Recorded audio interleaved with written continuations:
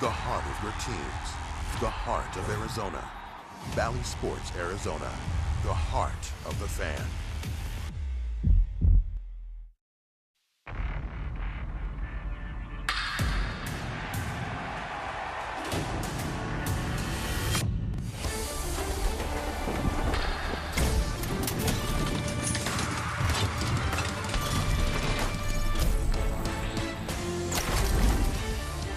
The smoke has cleared, and the D-backs have moved on to Motown as Gila River Resorts and Casinos presents Diamondbacks baseball.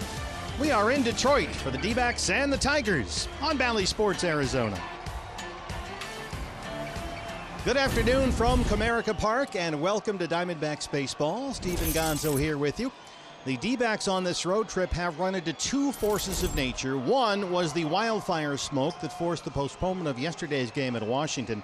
The other is the Taylor Swift concert going on here tonight in Detroit, right across the street at Ford Field where the Lions play football. So, Gonzo, Detroit has been invaded by Diamondbacks and Swifties. There's a lot of excitement outside the stadium. Let's hope that we have the excitement inside for our Diamondbacks this afternoon. Exactly right. One more force of nature I should mention, Corbin Carroll, Gonzo, who might be playing his way into the All-Star game. Boy, he has been doing it all, whether it's out there on defense or on the base pass, at the plate. He does it all. 370 average there the last 14 games. 4 homers, 5 doubles. He's stealing bases. He's hitting opposite field home runs. He's bunting for base hits.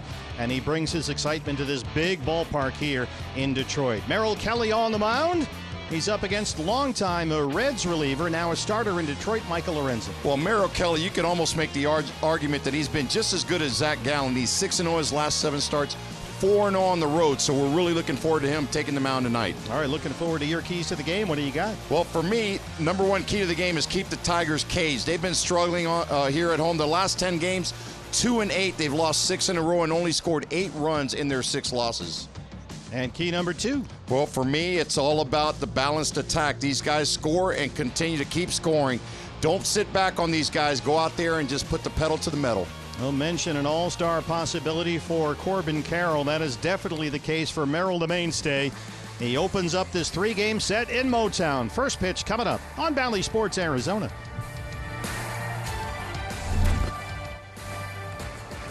Is brought to you by Jack in the Box. Score a free jumbo jack the day after a D-backs home run. Nissan, we make cars that thrill. Experience the thrill today. Shop NissanUSA.com. Desert Financial, bank better and get more with free checking from Desert Financial. Join us at desertfinancial.com. And by Corona Premier, the exceptional light beer.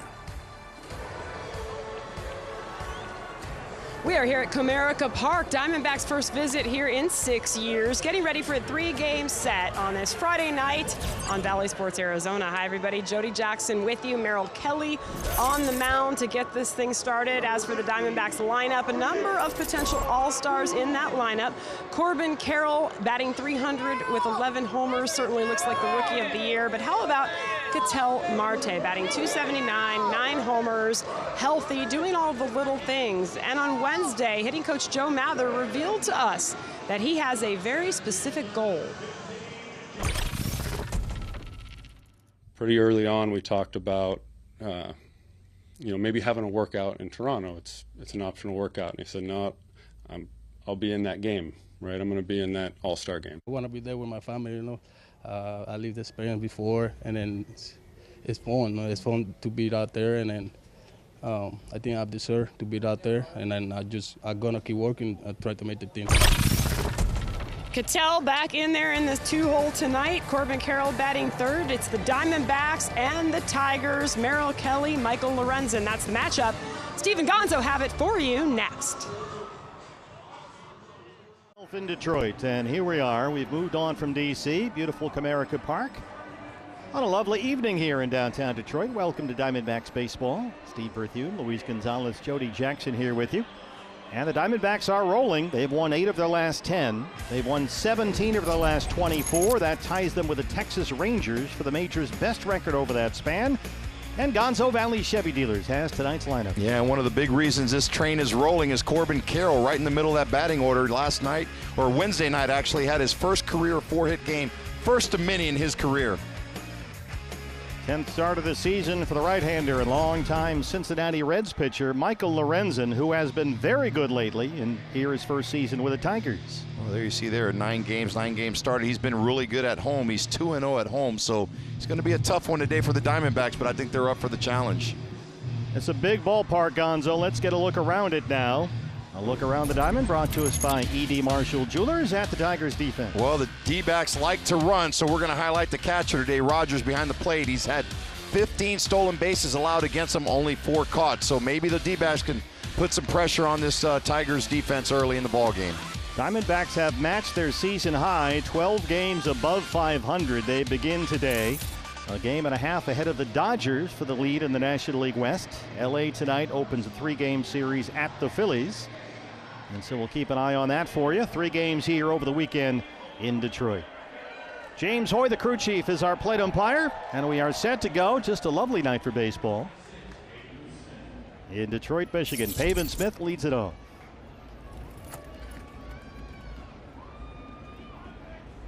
He's got a lot of family at this ball game this evening tonight. Everybody's been pushed back a day. Tommy Henry was supposed to pitch here over the weekend. The Michigan native has a lot of friends and family here, but now Tommy will open up against the Phillies at Chase Field so he can spend more time with his family here. And I think the sign of a good team is when you walk out of the team hotel, how many autograph seekers are standing out there. There's more and more, and that's just for you. Oh, well, I mean, obviously, I thought Taylor Swift was staying at our hotel, but we barely made it into the ballpark today. The bus went through a whole bunch of Swifties waiting outside. Akil Baddoo in left field has it. Now, Ford Field is just a few feet away from this ballpark, actually, directly across the street. And when the bus pulled up early this afternoon, there were, several thousand people already waiting in line. And that's 6 hours before the concert was even scheduled to start. There was one Diamondback fan. A guy had a D-back shirt. Everybody got a kick out of that. Here's Ketel Marte.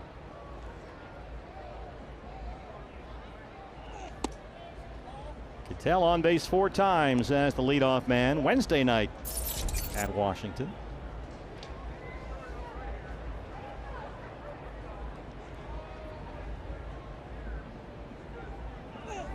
And he's done a great job this year of being able to answer the bell. Last year had a lot of injuries, nagging injuries with his legs, and wasn't able to be out there. Had to DH a lot of times, but this year it's given Torrey a lot more options when he's able to get out there on defense. He has insisted, Ketel, that the difference for him this year is that he's healthy now, and he knows what he can do when he is healthy. And as you heard him tell Jody in the pregame show a few minutes ago, he's got a very specific goal in mind. He wants to be an all-star this year and believes he deserves to be there. So hopefully that works out. And certainly had an all-star night Wednesday at Nats Park. Walked, singled twice, doubled, scored twice. It's coming your way, Gonzo. A little short.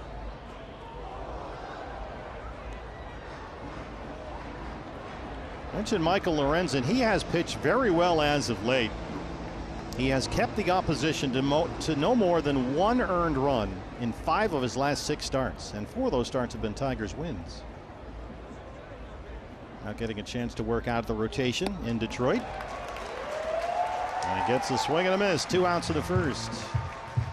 Yeah, it's a pretty good changeup right here. Stays up in the strike zone, kind of fades away from Marte, chases it out of the strike zone. Usually sticks to the fastball and the changeup against the left-hand hitters. Hard sinker and a sweeper to the righties. And he'll throw the slider to both. Corbin Carroll bats third. Corbin Carroll hits a fly ball to right field, back to the wall, and that one is gone. Corbin Carroll has hit another home run, making it 12. And the Diamondbacks have the early lead in Detroit. Well, that's called the good old ambush right there. The kid comes up, first time up, pitcher thinks he's going to take a pitch to look at one with nobody on base. Jumped all over this fastball at 94 miles an hour right down the plate, center cut. Thought Zach McKinstry might have a shot at this one. Yeah, you said it, right on a tee for him, and he did not miss it. Boy, not only that, but it didn't have a lot of high trajectory. It was more kind of like a looping line drive, so that's what you like to see from your number 3 guy in the order. And he just continues to stay hot. That's a Jumbo Jack. Free Jumbo Jack tomorrow. A Jack in the Box with a purchase of a large drink. Number 12 for Corbin. And now a chance for Christian Walker. Boy, doesn't it feel good when you hype a guy up like that and he just comes out and hits a home run his first time up? Nailed it. Walker hits a fly ball to left field. Baddoo broke in, now backpedaling to the warning track, and he's got that for out number 3. But Corbin Carroll gets an early lead for Merrill Kelly and Motown. Back after this on Valley Sports Arizona. In his last 11 games, it's the early lead for Merrill Kelly as Nissan presents your Diamondback starting pitcher.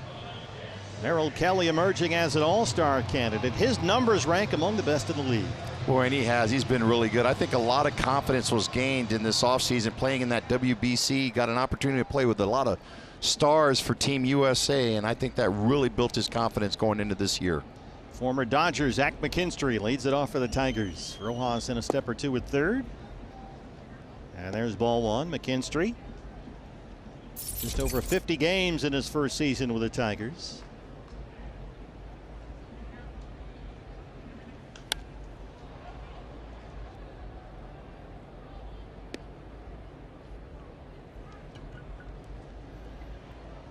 Well, he's facing a Detroit lineup that is really scuffling right now. They are just back from an 0-6 road trip. That's a nice high hop for Cattell at second. One away. As Valley Chevy Dealers gives us a look at the Detroit lineup. Well, offensively, Spencer Torkelson hitting in the 3-spot of the lineup. Former ASU Sun Devil, first pick in the 2020 draft. Here sitting in the middle of the order for the Detroit Tigers. They're not without their name players in Detroit, and here he is, Javier Baez,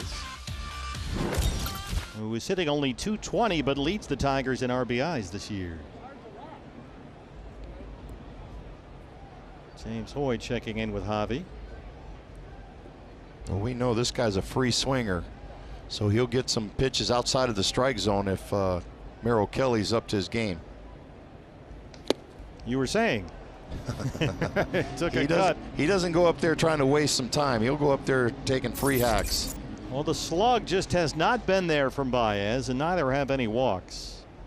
See that 570 OPS. He's just not getting on base consistently. On base percentage well below 300, and Merrill is ahead 0-2. Boy, this is good now for Merrill. He could probably throw something outside of the strike zone, see if we can get him to chase on a breaking ball or something. To your point, he was up there swinging, backs up by Rojas, and a throw that Walker cannot corral. It goes up the right field line. Baez is into second, and he's thinking third. There's a play on at third, and he's out of there. Jose Herrera out by the tarp made a tremendous effort to get to that one, and Baez, who tried to get 2 extra bases, is out at third. Well, you talk about the little things in the game. Herrera went all the way down the first baseline and, just as you said, picked up the ball out by the turf almost in short right field to make that throw all the way across the diamond. They don't give up on the play. He keeps hustling it out. Baez, when a team's struggling, they're going to try to do a little bit more and push the envelope, and here he gets thrown out at third base. I couldn't see him in that particular shot, but Herrera was backing up all the way, as you mentioned. Torkelson lines a base hit into left. They have come out swinging against Merrill Kelly. Let's get a look around the diamond now at the D-backs defensively. That's provided by E.D. Marshall Jewelers. Well, defensively, 0 errors in 444.2 innings. Geraldo Perdomo doing a nice job in the middle of the infield, shoring up that defense for the Diamondbacks. You're right, Gonzo. They have come out swinging very early in the count against Merrill Kelly. Third baseman and the cleanup hitter is Nick Maton. And Merrill has an issue here with the pitch com. Let's take a look at that play by Jose Herrera to back up first on the ground ball to third. Look how far up the line he is, Gonzo. Not only that, he's in full gear running over there. Absolute strike, too. A perfect throw. Couldn't have made it any better. And this is just a team trying to do a little bit too much instead of just staying in scoring position at second base, trying to get that extra step over to get to third. The extra 90 feet, and ends up getting thrown out for the second out of the inning. Maton, the third baseman. So it looks like they've given Baez a single. He gets to second on the E5, charged to Rojas, and is out at third. 2-5 on the putout. Maton, the cleanup man, at 166 with 6 home runs. That one is going to go foul.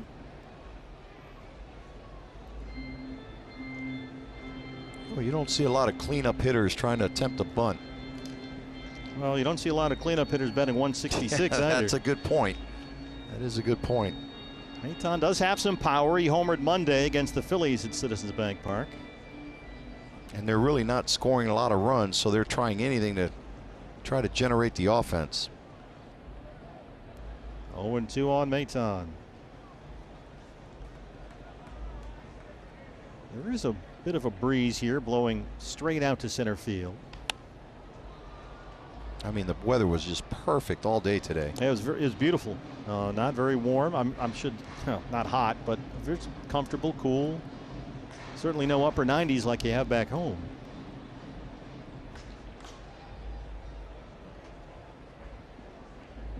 Torkelson's at first with 2 outs. 0-2 on Maton. That's this in the air to center. It's pretty deep out there even after they move the fences in. And Jake McCarthy's under it for the final out. Jose Herrera with a tremendous play, backing up first and throws out Baez at third. It's 1-0 Diamondbacks. D-backs Advantage members, you can earn 20 Advantage points to redeem for exclusive benefits when you enter the bonus word of the series into the Advantage member experiences section of your MLB Ballpark app. Today's bonus word is Mickey. Miguel Cabrera not in the starting lineup for the Tigers. Emmanuel Rivera is for the Diamondbacks. He's the DH tonight and looks at strike one for Michael Lorenzen. Boy, hard to take this guy out of the lineup the way he's been swinging. To Torey's credit, he said the hot hitters are going to play, and he's stuck to his word here. Rivera has another base hit. Emmanuel Rivera refuses to stop hitting. Hey fans, I felt the D-backs home run coming today, so when the D-backs hit big, you win big. You get a free jumbo jack with a large drink purchase the day after the D-backs hit a home run. Boy, Rivera in 2 games against the Nationals on this trip had 5 hits, knocked in 3 runs. He's already 1 for 1 to start this series and is aboard ahead of Josh Rojas. Saw how I slipped that Bob Brenly read in late, right?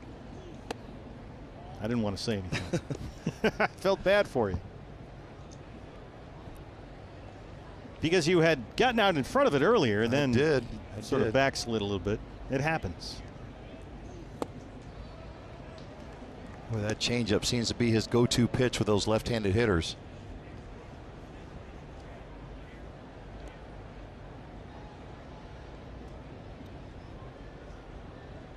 Josh has really started to get things pointed back in the right direction lately. 5 hits and 4 RBIs in his last 3 games. Drove in 3 runs Tuesday in the win at Washington. Getting back to his old self.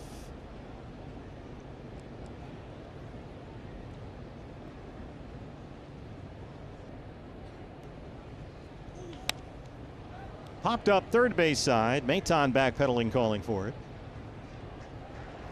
And that's the first out. Well, we talked about a lot of room at Washington, but over here, 412 to dead center field. And that's after they moved the fences in this winter. Used to be 422 out there. They moved the fence to dead center in 10 feet and lowered it 1.5 feet. 412 used to be 422. Trying to make the ballpark a little more hitter friendly. It's a big yard. Jake McCarthy. Fastball's a strike. Jake in center field tonight.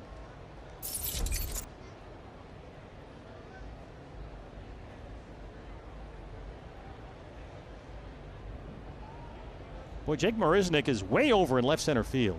He sure is, leaving that big gap in right center. I mean, the way these Diamondbacks run the bases, Gonzo, anything gets through one of these gaps, it's going to be an absolute foot race. Be off to the races, especially a guy like McCarthy or Carroll. McKinstry is way off the line in right. Marisnick way over in left center. Fastball missed away, 2-1. Joe Mather was telling us the other day he thinks Jake McCarthy is a little bit more aggressive up at the plate since he's come back from Reno. Looking to drive that ball on pitches he gets, the ones he can handle. The bunt is always in play with Jake. Rogers is on it. Close at first, and they got him, says DJ Rayburn. Rivera into second.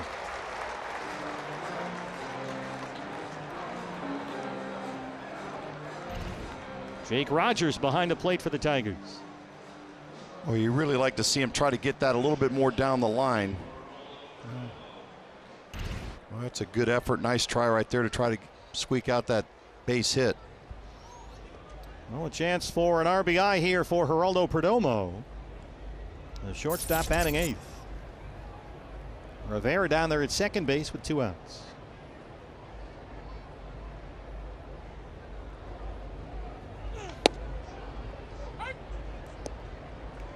Perdomo in Tuesday's opener at Washington. Singled, walked twice, stole a base, scored a run. He was off for the win Wednesday at Nats Park.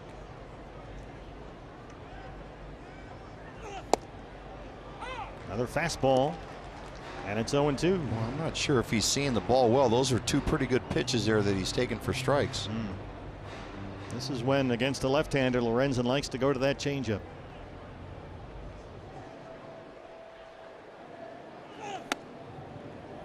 Fastball up and away. Almost looks like he's jumping, maybe struggling to try to see it. Maybe the shadows or something might be bothering him.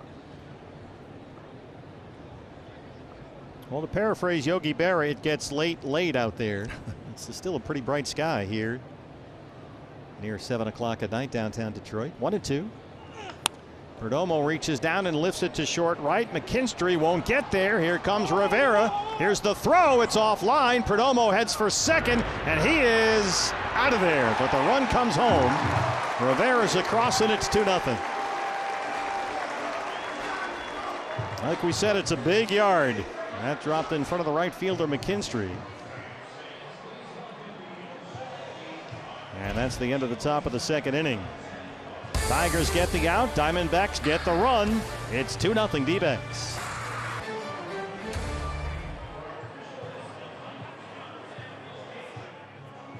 Park, where the Diamondbacks have a 2-0 lead over the Tigers, and our series pitcher preview is brought to you by Corona Premier. Early baseball this weekend, Gonzo. Ryan Nelson gets the start tomorrow. D-backs live pregame show at 9:30 in the morning on Valley Sports Arizona. That's a 1:10 start here in Detroit.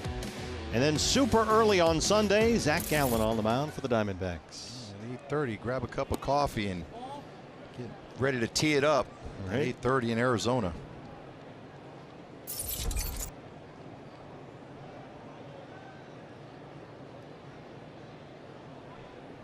DH is Kerry Carpenter for the Tigers. Just activated from the injured list before the game tonight. He's been out since the end of April with a sprained right shoulder. Boy, this is where a guy like Merrill Kelly, a veteran guy, could really take advantage of a lineup because they've been scuffling so much. Those guys may be a little bit more aggressive, trying to be attackful now that they're behind 2-0 already to a Diamondbacks team that they're seeing is going to play real aggressive to them. Merrill Kelly gets you on the back foot, you're in a lot of trouble with everything he can throw up there at you. Now, you mentioned the scuffling. They are just back, the Tigers, from an 0-6 road trip. And on that 6-game trip, they scored a total of 8 runs. The offense has really, really been hard to come by for the Tigers. Carpenter just off the injured list, dunks it into center, a leadoff single.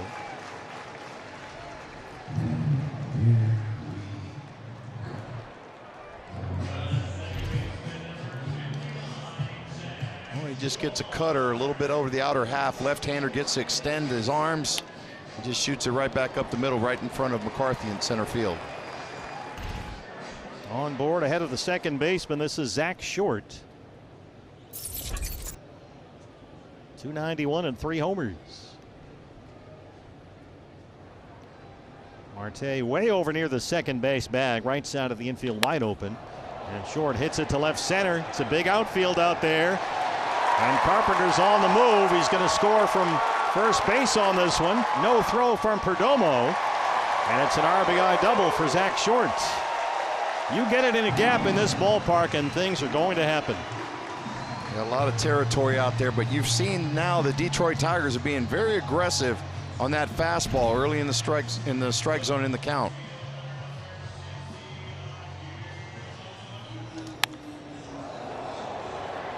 You see a nice piece of hitting, finds that gap.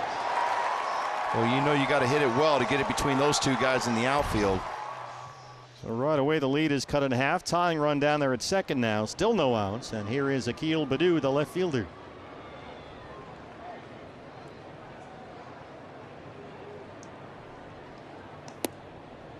There you see Merrill kind of mixing it up. He was throwing fastballs mainly to a couple of the guys to lead off their at-bats, but now he just tried to mix in a curve. Sees them coming out being a little bit more aggressive early in the count.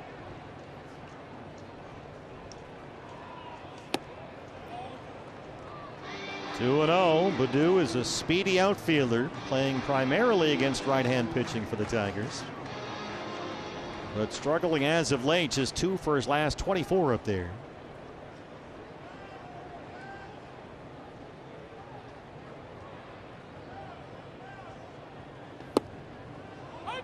At the knees for a strike. Well, I think that the thing that's been nice now with this revitalized D-backs team here this year is they don't panic. Ever. It seems like they just settle right in. They know what they can do, what they're capable of doing. Merrill back even in the count, 2-2. Torey Lovullo was telling us before the game today he thinks the postponement yesterday probably affected Merrill Kelly more than anybody else, because he spent 3 or 4 days leading up to yesterday getting ready for the Nationals lineup and then quickly had to pivot, make adjustments, learn new hitters, the ones he's facing right now. And he's run the count full on Baddoo, 3-2. All that homework for the Nationals got thrown right out the window. Jake Rogers, the catcher, on deck. 3-2 to Akil Baddoo. There's the tapper. Marte charges from second. Baddoo can really run, and they do get him at first. Oh, that was really close. Short is in at third. Let's see if that out call stands at first base. A.J. Hinch wants to have a look. Nope. Play on, he says. Oh, this is where you got to come in quick like Marte did and made an accurate throw over to first base. The first baseman's the one that's really in the panic mode, because when you got that infielder right on top of you, you don't know where that ball's going to be going.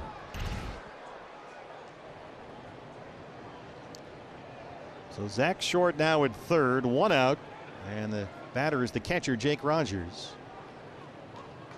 And Jose Herrera flashing some infield signs. Rogers talked about how difficult the offense has been for this Tigers team. He has just 1 hit in his last 28 times up. I think Merrill's having some problems with that pitch comm. He's trying to readjust it there on his cap.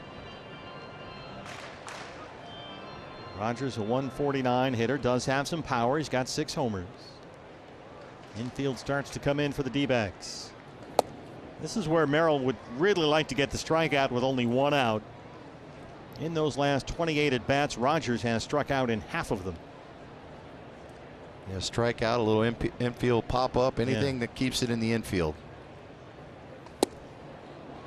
Boy, he swung and missed at a fastball right down Main Street right there. There's a look at the Diamondbacks. Short down there at third base.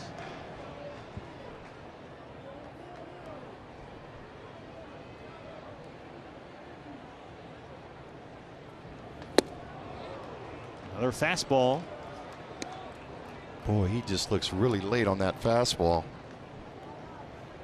See if he comes with another one or tries to throw him something middle away. Get him to chase. 1-2. Sticking with a heater, he chased that fastball up. Yeah, he came with that fastball up out of the strike zone. With 2 strikes, Rogers trying to protect. Rogers has missed most of the last 2 seasons coming off Tommy John surgery. 1 for his last 28 up there. Make it 29. Oh, he's stuck. All fastballs. Yeah, he's Gonzo. stuck with that fastball, the number 1. First strikeout for Merrill Kelly. He just felt like he couldn't catch up to it, so he kept going with it. This is a very dangerous number 9 hitter for me. Jake Marisnik. Yeah. Why so? There you see that fastball up and in. Well, he's been in big games, and he knows how to play the game the right way. And he's hitting in the bottom of the order, but he creates a big nuisance all the time wherever he's at. He is the newest Tiger, Jake Marisnick, the center fielder. He is 3 for 16 in only 7 games with Detroit since he came over from the White Sox. Tigers just recently lost their leading hitter, one of their best young players, Riley Green, who was out with a stress fracture in his left leg, and so they had to go get Marisnick, who was at AAA in the White Sox organization. 32-year-old veteran. Which is really a shame because Green has been playing very well for the Tigers. Yeah, and I think if you talk to the Tiger people around here up in the press box, they'll tell you he was really, like you said, starting to hit his stride. He got out of the gates a little slow, but he was really starting to get some big hits for him, and then the injury came. 1-2. Merrill Kelly, all fastballs, gets 2 big strikeouts and strands that run at third. And we head to the third at Comerica Park. It's 2-1 Diamondbacks.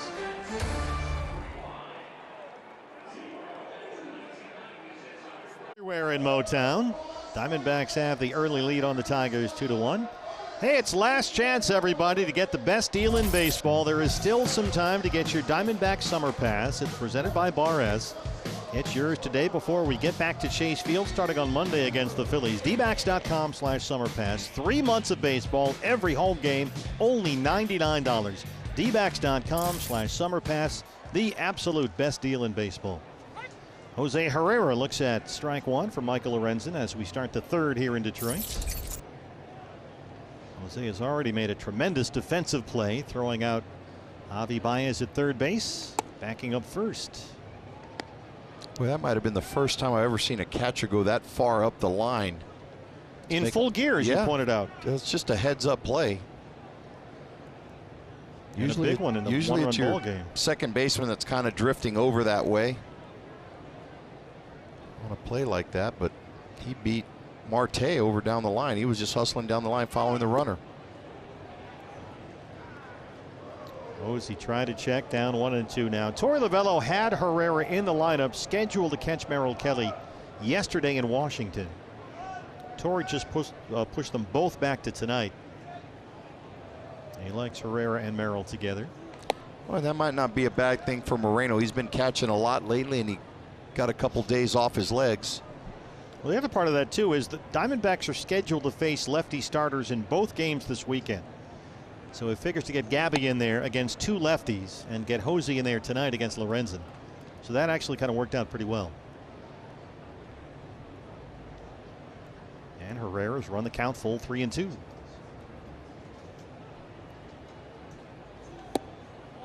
Jose Herrera, it's a leadoff walk. Anytime the D-backs score 5 runs or more, Taco Bell is giving away 3 free seasoned beef crunchy tacos with the purchase of a large drink between 4 and 6 p.m. the following day at participating locations. That's not something Michael Lorenzen does a lot, especially against a number 9 hitter. He does not walk a lot of guys. He's done a very good job this year of limiting the bases on balls. Pavin Smith, the right fielder in the leadoff spot. You'd like to see him get a couple hits tonight with all his family and friends here. Starts him off with a first pitch changeup for a strike.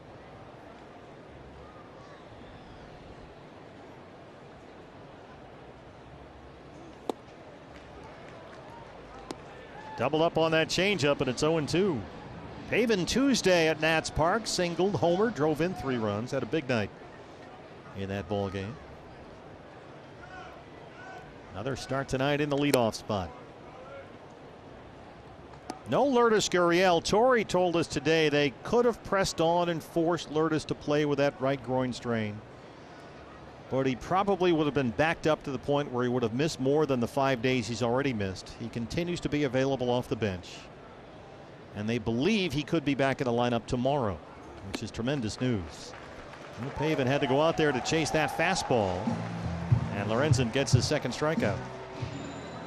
So Gurriel, we think, back tomorrow. You see that fastball tailing away. And you know what? I think, Steve, the benefit is the team's been playing well and swinging the bat and winning ball games. Oh, no doubt. So it's a great opportunity for giving him that extra couple days off to you know, if the team's scuffling, not scoring runs, he's been a big producer, so you might want to squeeze him in there, try to get him back in. But as long as they continue to put the ball in play and score some runs, you might as well give him those days off. No doubt. And he does look good. He's been taking early hitting. Took early hitting the other day at Nats Park. And he has been on this trip both in Washington and now in Detroit. So Torrey was telling us today, in most circumstances, he'll likely be back in the lineup tomorrow. And James Hoy directing traffic here with Ketel Marte, making sure everyone's alert to everyone else. There's Lourdes Gurriel Jr.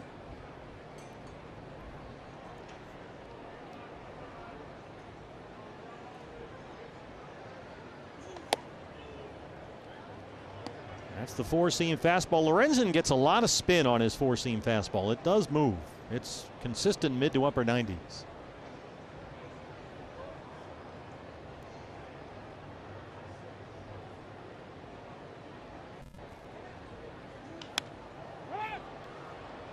Baddoo in left. Now number 2. Boy, he missed that slider. Oh, Corbin Carroll coming up in the 3 spot in the lineup for Torrey tonight. And this is what he did in his first at bat. StatCast 3D powered by Google Cloud. And that first inning homer left the bat at almost 93 miles an hour, 358 feet, just above the yellow line, but on a line. A nice piece of hitting for Corbin Carroll. Jumped on that first pitch. He's got Jose Herrera still at first after the leadoff walk. The home run for Corbin is 12th of the year. Coming off his first career 4-hit game Wednesday in the win at Washington. Fastball in for a strike. Yeah, Corbin Wednesday at Nats Park singled 3 times, homered. He scored 3 runs. Also stole 2 bases in that DC series.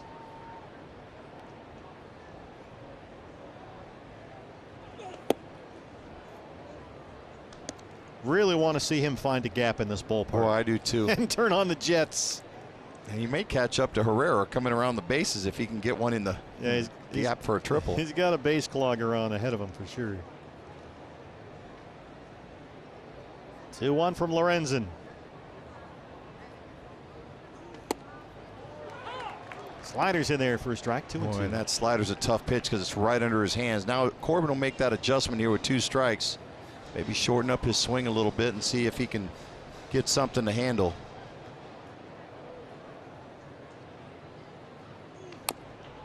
You see, this D-backs team has done a fantastic job when they've gotten 2 strikes. We saw it a lot in Washington. Just continue to foul off tough pitches and wait for that pitcher to try to make a mistake. Make him pay for it. Able to get a piece of that changeup and extend the at-bat.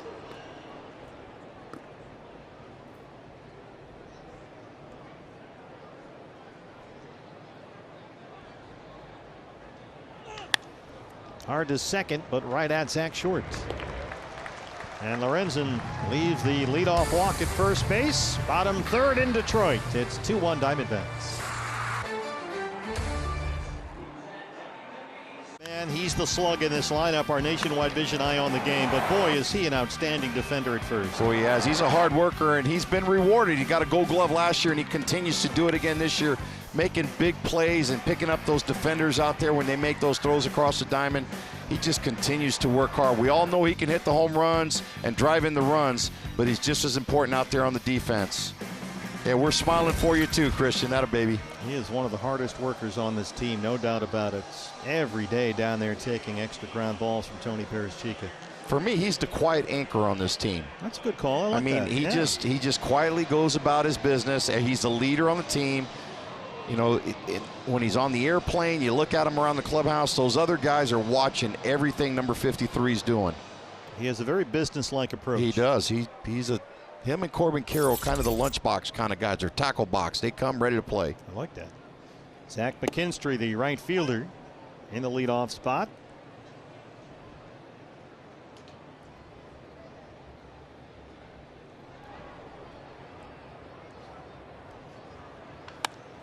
Rojas was in on the grass, and he was in the perfect spot. They get the speedy McKinstry.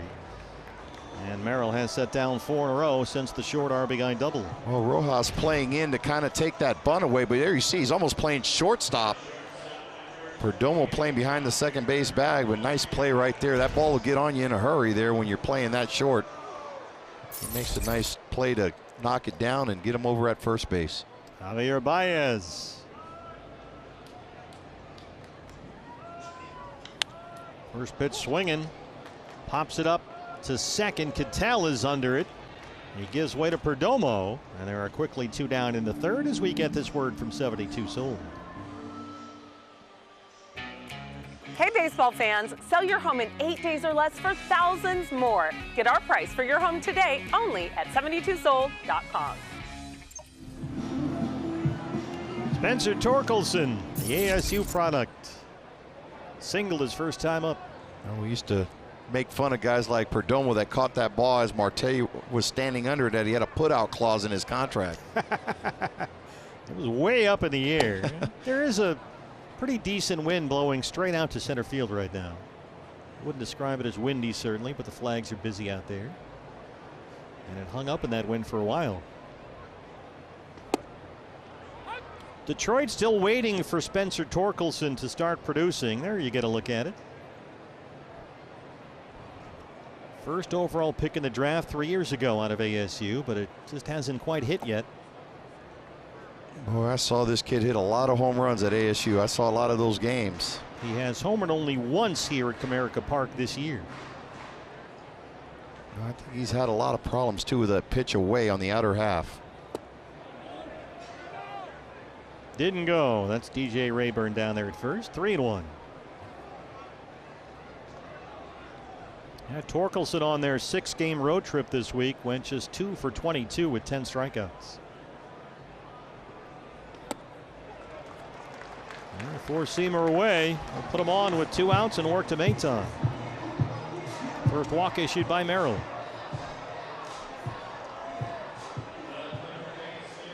Maton flying out to center to win the first.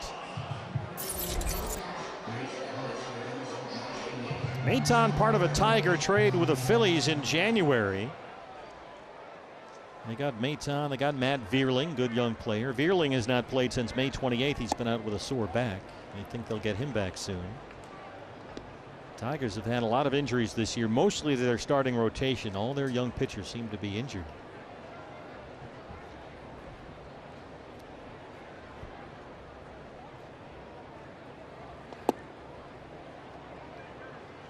Oh boy, Merrill was rolling along. He got the 2 big strikeouts to win the second and set down 5 in a row before the walk to Torkelson. Now behind on the cleanup hitter Maton, 2-0.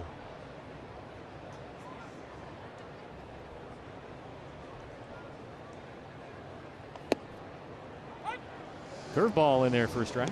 Yeah, you'd like to see that curveball falling in there for a strike, just a little bit lower in the strike zone. That one's kind of a hanger.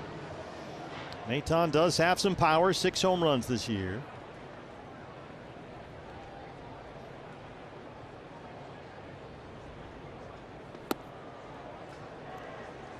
Change up not close. It's 3-1. Back-to-back 3-ball counts for Merrill. DH Kerry Carpenter waiting on deck.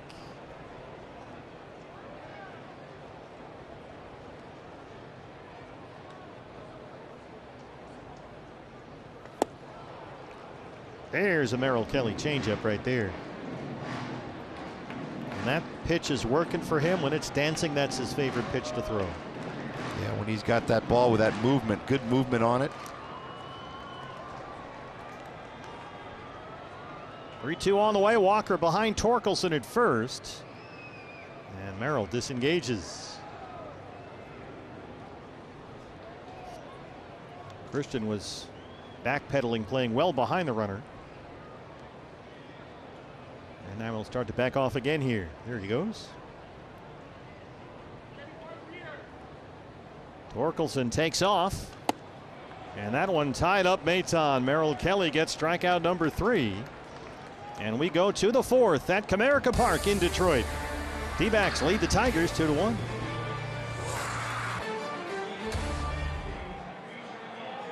And catcher. Just making sure they're on the same page.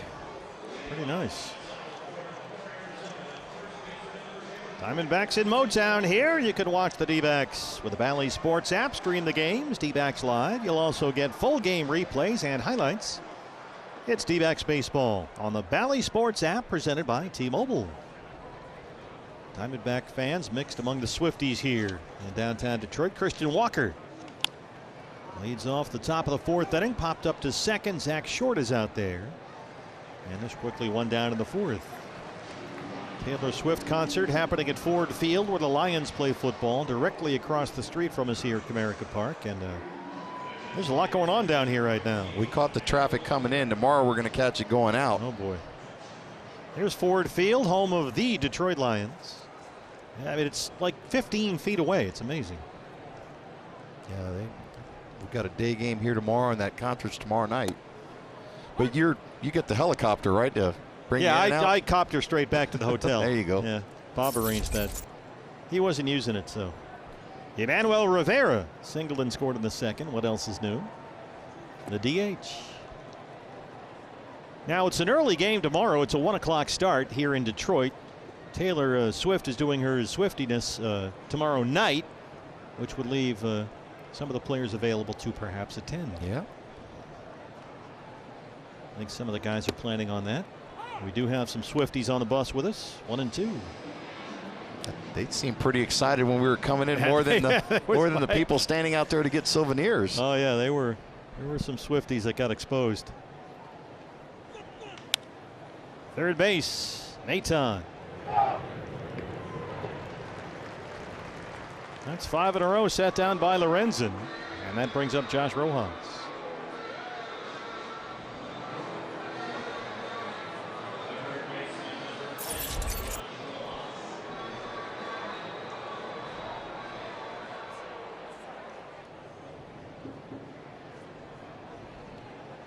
Josh popped out his first time.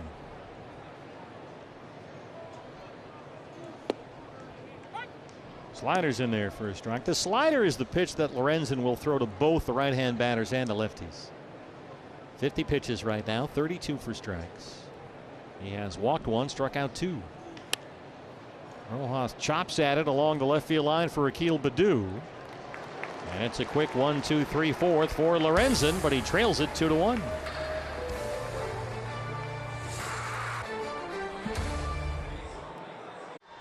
Beautiful night for baseball in downtown Detroit, Michigan. Diamondbacks at Comerica Park lead the Tigers 2-1.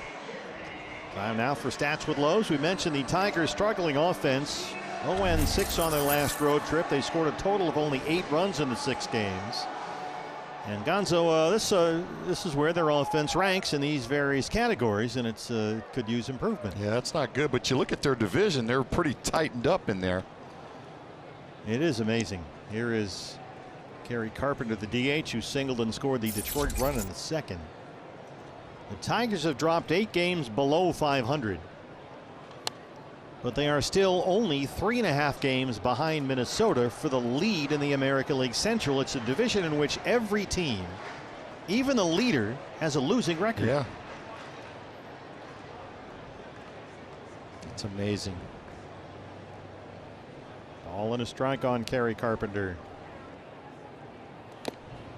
The Red Sox, who are last in the American League East, would be tied with the Twins for the division lead if Boston was in the American League Central, 31-32.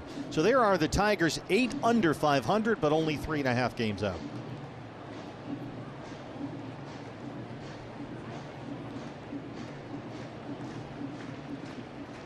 So you can see why there's certainly reason for hope here in Detroit, if they try to build this thing back up. Caught him looking at a cutter.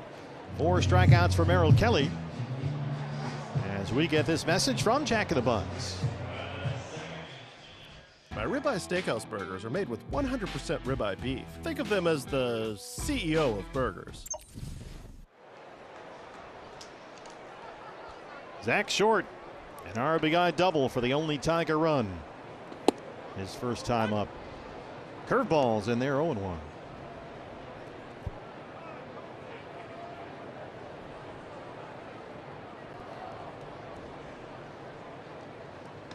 Well, I found it interesting. The first time around, they saw him going right after guys, and they were being a little bit more aggressive first pitch. This time, taking that first pitch strike. Second time through the lineup for Merrill Kelly. Tigers have actually out-hit the Diamondbacks 4-3 at this point. D-backs a Corbin Carroll first inning home run. And a second inning RBI single from Geraldo Perdomo with 2 outs. Tigers got their run in the second on Short's RBI double. He's up there now with a 2-2 count against Merrill Kelly.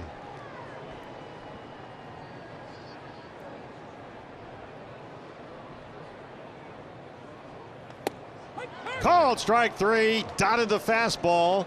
3 consecutive strikeouts for Merrill Kelly.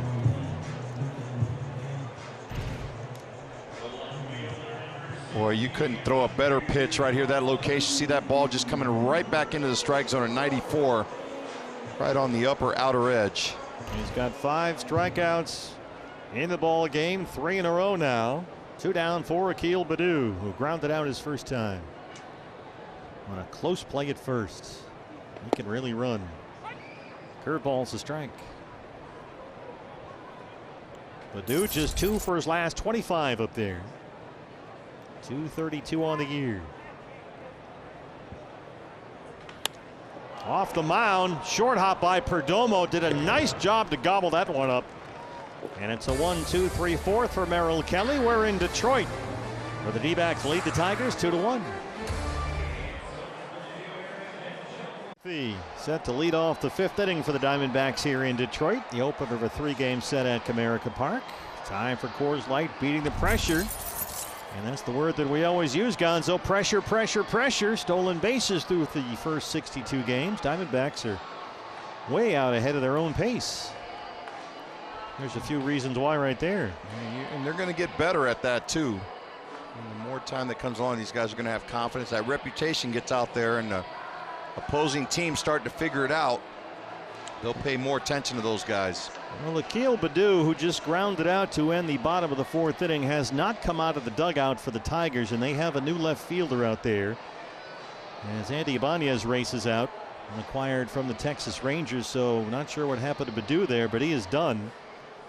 Let's take a look at that last at bat, see if we can pick anything up here. Ibanez comes out in left for Baddoo. Here's a look. Oh, yeah. Maybe a hammy. Oh boy, they just cannot stay healthy, the Tigers. Yeah, and he knows it too. Something popped right there. It's either a quad or a hamstring, it looked like. So Baddoo out and Ibanez in and left in the 7 spot. McCarthy leads off the 5th.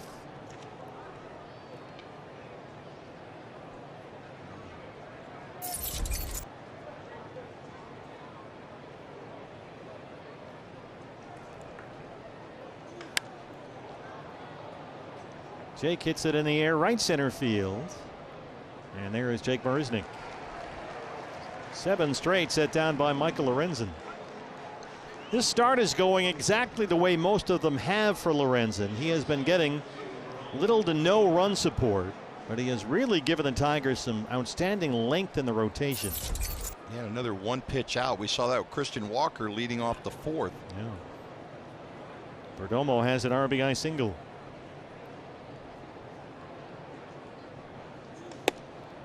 Lorenzen has pitched to a 1.83 ERA in his last 6 starts.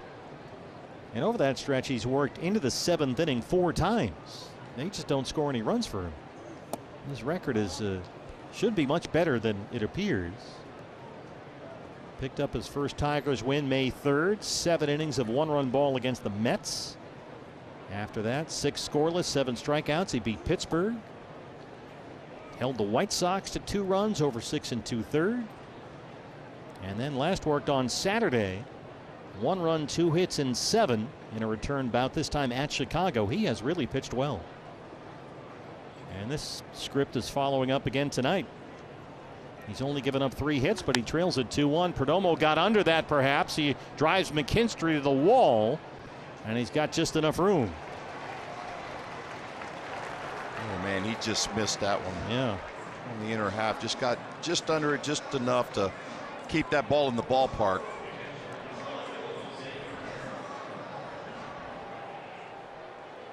Jose Herrera walked to lead off the third.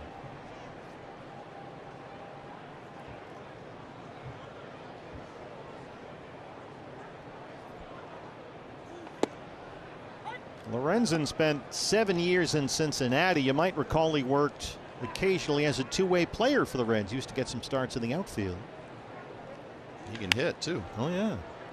Backhanded at second by Short. That's 9 consecutive. Diamondbacks retired the second time through the lineup for Lorenzen. But it's a 2-1 D-backs lead. It's 2-1, Arizona leading Detroit. And guys, let's look back to Wednesday as we take a look at the bullpen out there, and Mike Fetters, bullpen coach. But how about this? Corbin up in the ninth, adding some much-needed insurance for Chafin as he's warming up. He almost gets hit by the ball. Whoa! Andrew Chafin after the game told me, he almost killed me. I said, you got to be aware when Corbin Carroll's at the plate. Good point, Jody. And Corbin actually talked about that. His first 4-hit game in Washington the other day. I'll tell you what, guys, he just continues during this rookie season to go into every ballpark and do something special, if not multiple things. We saw it here tonight already in the very first inning. And it's just truly unbelievable what we've seen from him thus far. And as Mark Race always likes to say, he's just scratching the surface. He's a special player, no doubt. We're lucky to have him. As Jake Rogers lines one past third, it's a leadoff single to start the fifth against Merrill Kelly. Yeah, you know, when you come to the ballparks, the other broadcasters on the other team, they ask, oh, the team's playing well, but the first player question they ask is about Corbin Carroll. And the answer is always yes, he's really that good. Yes. Here's Marisnik, who struck out his first time.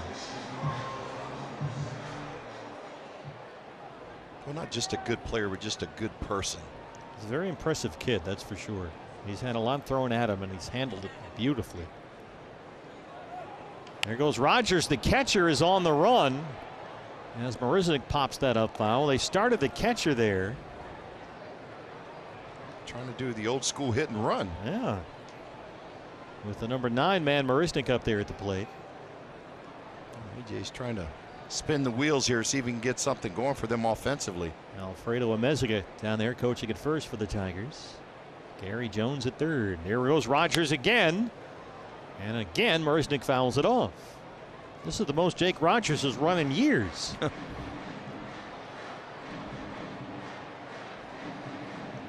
A.J. Hinch, the skipper. It's a bit of a Diamondback reunion tour here. A.J. Hinch was here. We got to catch up with Kirk Gibson. Gibby here working at Tigers TV just to our right. Again, for a couple of us, it's a Tiger tour. Torey Lovello, Damian Easley, myself. Got to see the old clubby, Schmenkel in the clubhouse. You were welcomed with open arms, yeah. One-hit wonder here. All it takes is one sometimes. I think I was known more here for the catch Griffey made on me in right center field at the old Tiger Stadium. We're on the wrong end of that highlight. Yep. 0-2 on Jake Marisnik. Rogers at first. Gonna hold this time. Torrey was asked a lot about his Tiger days. Of course, he came up as a Tiger playing for Sparky Anderson, who's been a tremendous example for Torrey as a manager. That's something you hear Torrey say all the time. Sparky used to do this, Sparky used to do that. This is the way Sparky handled it. So he has a very emotional connection, he says, to the city here. Nice block by Herrera, keeps it in front. Rogers stays at first.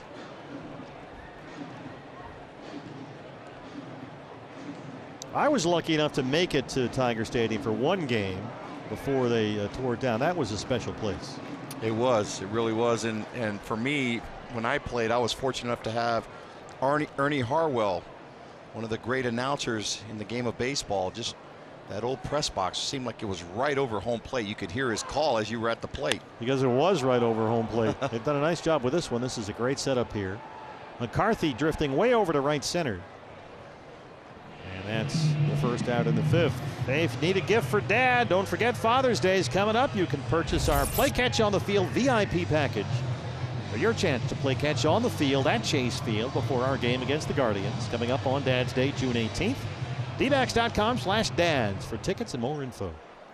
Well, I've heard you say that playing at Tiger Stadium sort of inadvertently made you a home run hitter, right? Changed my stance. Now, why is that? Because the short porch in right field, I was more of a doubles hitter, used the middle part of the field. And my teammates started saying, God, you gotta pull those balls to right field. Those will end up being home runs instead of hitting the ball to left center field. Some of those Rusty Staub home runs back in the day.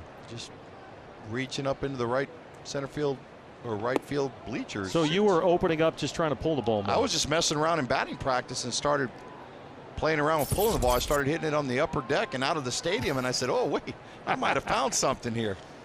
Just like Reggie Jackson in the All-Star game, right? Yeah. Close at first, but back safely, says DJ Rayburn. It worked so well, they traded me. Well, there is that. Yeah, what happened there? Well, they were actually looking for a utility player here, and they got a guy by the name of Greg Jeffries, and the D-backs traded me and myself and $500,000 for Kareem Garcia, so it worked out pretty good for me. In the words of Pedro Martinez, who in the heck is Kareem Garcia? 0-2. Zach McKinstry, the one-time Dodger, batting leadoff for A.J. Hinch. Javi Baez on deck. It's 0-2.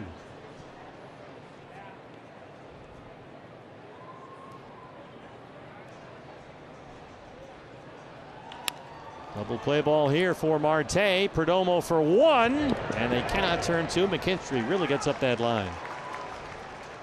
Well, there's more bad news for Tiger fans. The whole ballpark booed when this was put on the board. They had Friday fireworks, which because of the foot traffic with the Taylor Swift concert directly across the street, fireworks, Gonzo, I'm sorry to report, have been canceled. Yeah, and as they were playing that and the fans were booing, they were playing a Taylor Swift song in the background.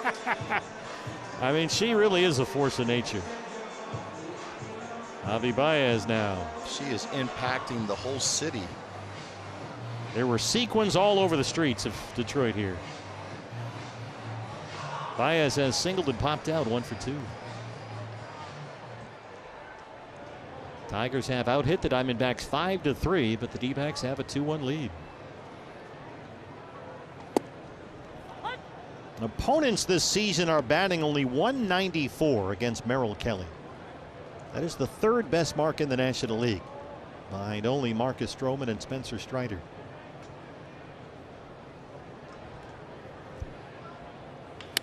Baez taps it to shortstop. Perdomo the short way to get the force for the out. And Merrill Kelly is through 5 in Detroit, holding a 2-1 lead.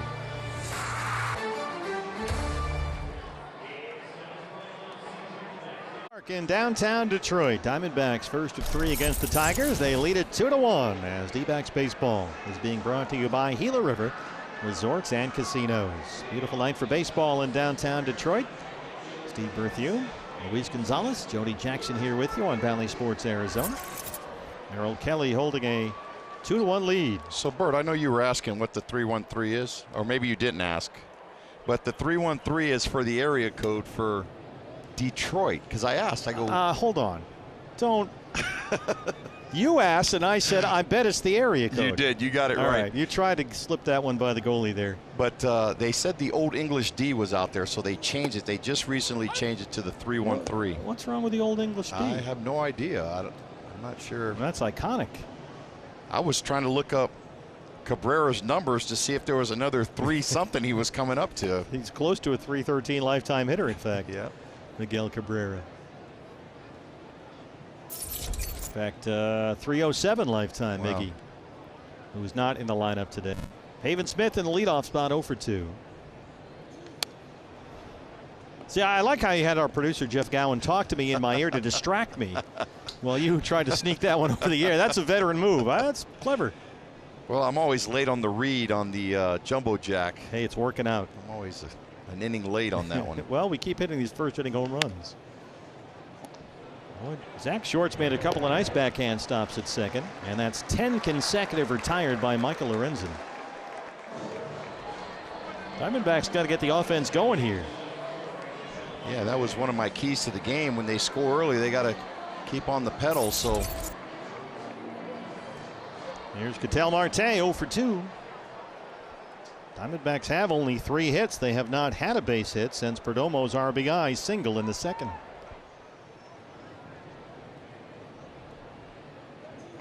Lorenzen walked Jose Herrera to start the third and has retired every batter he's faced since. 10 straight.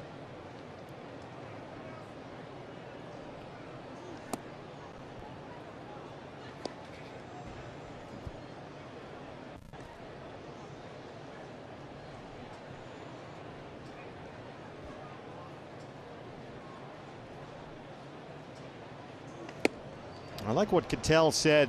Joe Mather had talked about the idea of trying to schedule an optional or off-day workout in Toronto coming out of the All-Star break on an off day, and Cattell said, I can't make it. I'm going to be playing in the All-Star game. And Joe told the reporters that before the game the other day. And so naturally after the game, everyone went to Cattell's locker.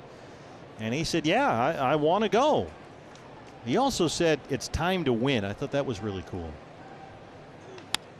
He is really energized by this momentum the Diamondbacks have put together. 12 games over 500. And he said, look, it's time to win.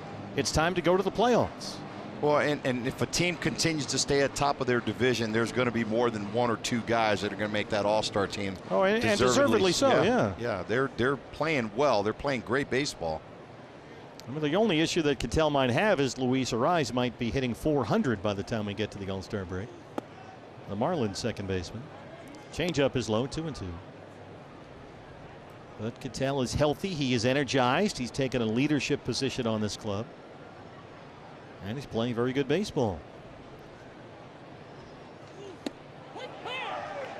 Borderline pitch, four-seam fastball right there. And that's only the third strikeout for Lorenzen, but he's set down 11 straight.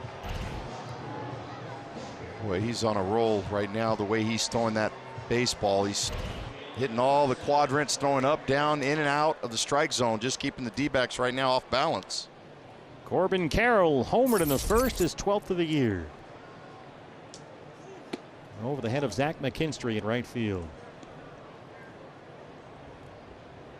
Corbin coming off his first ever 4-hit game Wednesday at Nats Park.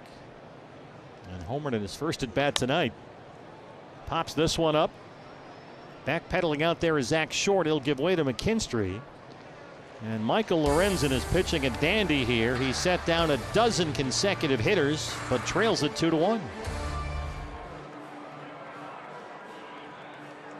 Lead the Tigers first of three. It's a 2-1 ball game here. Bottom of the 6th inning at Comerica Park. Don't forget to send Cattell Marte to the All-Star game and several D-back teammates along with him.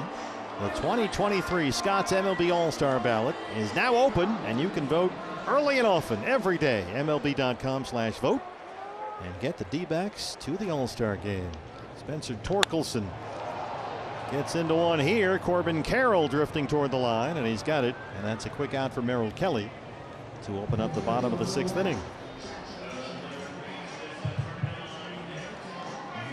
Oh, another guy, both teams really being aggressive early in the counts to lead off the inning. It seems like every leadoff guy in the inning is going after that first pitch. First time they've retired Torkelson tonight. Here's Nick Maton, who's 0 for 2.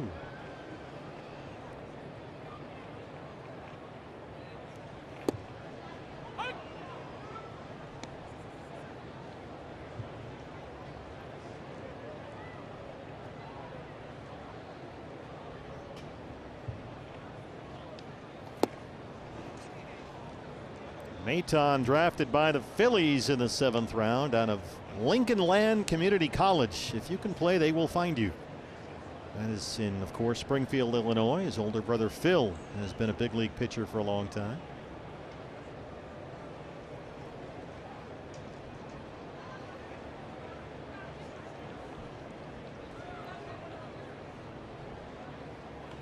I know we talked about Lorenzen, how good he's been pitching. Merrill Kelly has been keeping up right with him. He got in some trouble there earlier in the ball game. Was able to wiggle his way out of the by only giving up 1 run. Coming off back-to-back 11 pitch innings.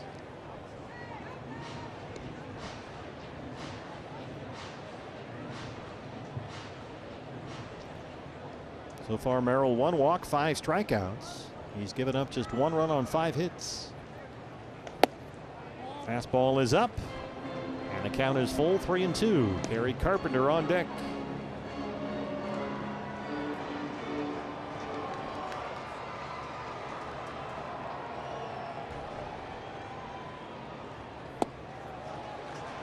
Tried the changeup, it wasn't there. Maton laid off. Second walk issued by Merrill. There are 3 11-pitch innings in the ball game. And now there's a one-out base runner ahead of Carpenter, the DH. He singled and scored the only Tiger run to lead off the second. Well, his best friend right here is if he can get that ground ball double play to keep that pitch count down. You said it, he's been throwing those 11-pitch innings.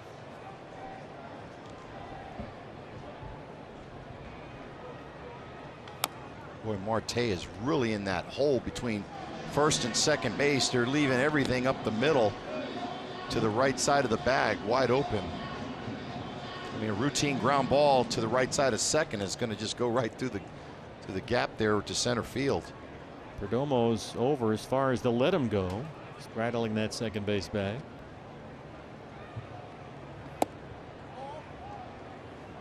Fastball misses in.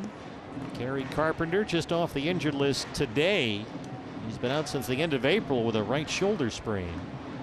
He was Detroit's minor league player of the year last year. A 19th round pick out of Virginia Tech. Quick feet. Carpenter played just under 100 games in the Tigers minor league system last year, belted 30 homers and drove in 75 runs. Got a big league look late in the year last season.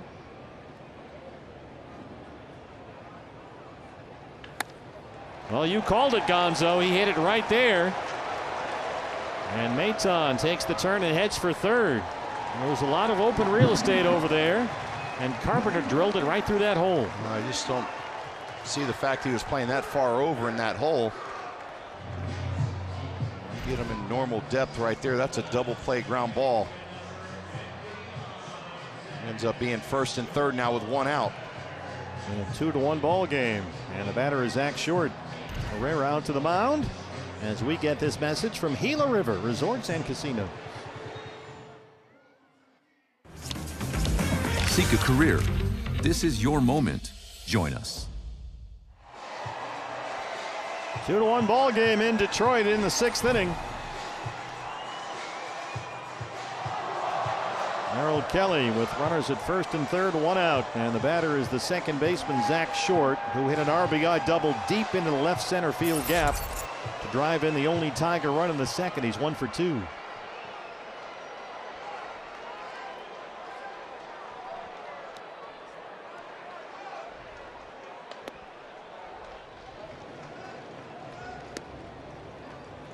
Short has been playing sporadically since the middle of May, but when he's been in there, he has contributed.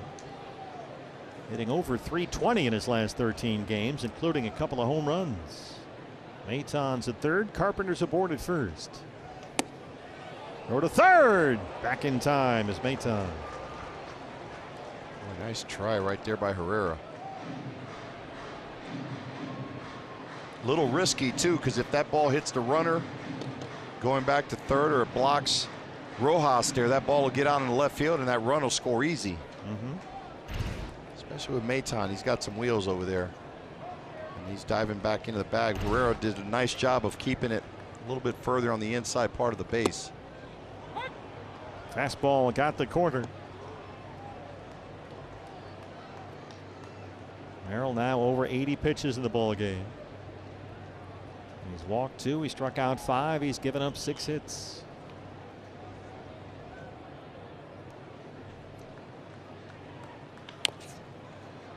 Foul at third. Right to Gary Jones. Ibanez, who replaced the injured Akil Baddoo in left field, is the on-deck hitter. 2-2 on Zach Short.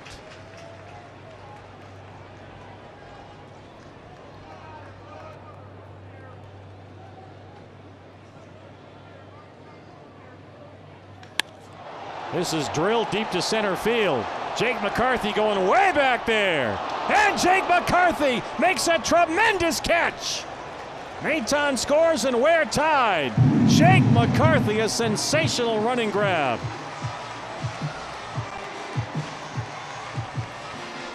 Well, you talk about going to get it. He used every inch of this ballpark, 412 feet to center field, and he goes all the way back to make a nice over-the-shoulder catch. I mean, that's Willie Mays like right there. Polo grounds kind of stuff. Just shy of the wall out there. Boy, Short really got into that one. Yeah. And you know, you're running that distance, and I think McCarthy, in the back of his mind, he knows that wall's coming sooner or later. You better believe it. It's 412 out there. He hit that one about 410. Ibanez, his first at bat tonight, replaced the injured Baddoo. I can't believe he got to that ball. 2-2 ball game. Short has knocked in both Tiger runs. 2 outs now. Carpenter still at first. There's strike 1 to Ibanez.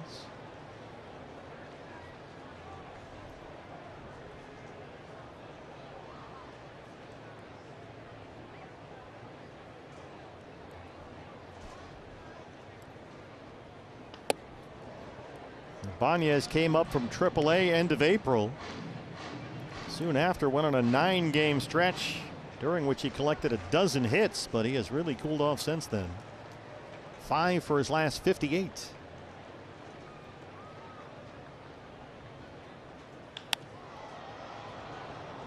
Lazy fly out to left center, and Corbin Carroll's under it. That gets Merrill Kelly out of the 6th. But Zach Short drives in his second run. A tremendous running catch in deep center by Jake McCarthy. Wow.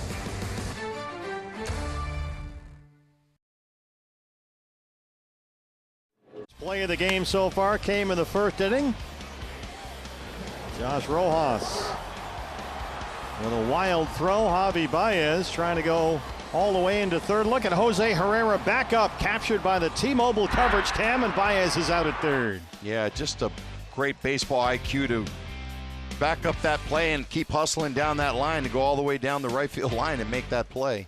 It's a huge play in what is now a 2-2 ball game. T-Mobile customers get free MLB TV. Redeem now through T-Mobile.com/MLB. Christian Walker leads off the 7th. If you ever see a catcher go that far again to make that play. Walker sends it out the other way. It backs up McKinstry. He's still backing up to the warning track, and it's off the base of the wall. It rolls out to right center. Walker is in at second with a double.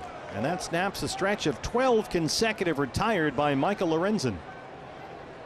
I find it amazing how this team responds. Score a run, they come right back. Here you go. Leading off the inning, just a nice swing right there by Christian Walker.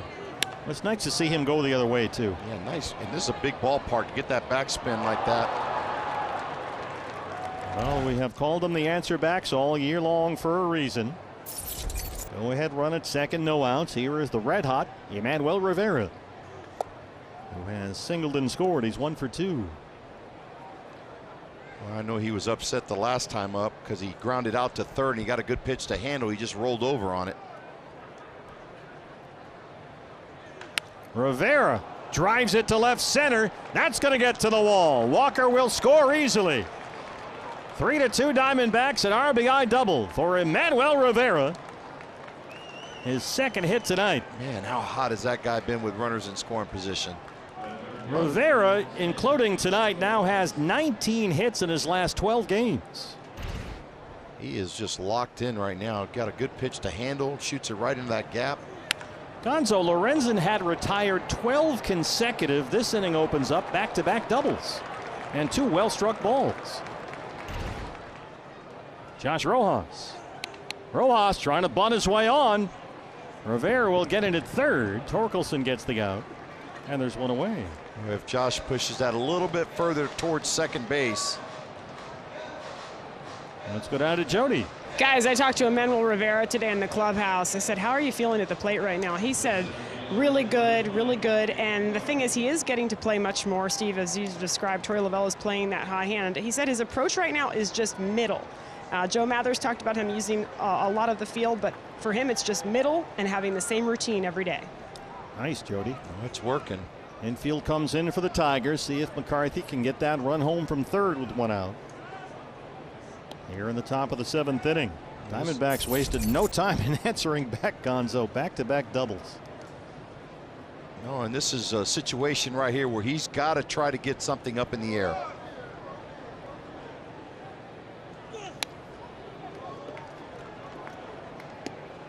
You got less than 2 outs, man on third.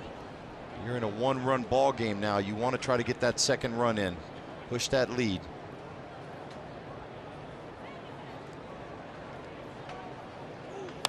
Jake just punches it into left for an RBI. McCarthy, the third hit in this inning, and it's 4-2 Diamondbacks. Boy, that's really nice. A little slider down in the zone, and he just kind of carved it out into left field. Not a lot. That pitch was down. He just kind of scooped it up and shot it to left field. Just punched it through that hole out there. Rivera comes home, and it's 4-2. And now the batter is Geraldo Perdomo. Still just 1 out. Well, more importantly, just the little things in the game. Herrera backing up first base to make that big play at third. Right there, Rojas trying to get the bunt, but productive out, moving that runner from second to third, made it a lot easier. Infield in now. Just a little line drive to get that second run in. Win the inch is something Torey Lovello always says. And now you got a guy at first that can run, and he's already disengaged 1 time over to first. Let's see if we get him on the move. Jake with 12 stolen bases already this year. 1-0 on Perdomo. Rogers is down to 1 knee, set to throw. The catcher behind the plate. McCarthy holds. Perdomo gets it up in the air. Foul ground near the Tiger dugout, third base side. And on a play. Well, Michael Lorenzen has pitched another outstanding ball game. He has been really, really good the last 2 months. Working now into the 7th inning for the 5th time in 7 starts, but suddenly trails at 4-2.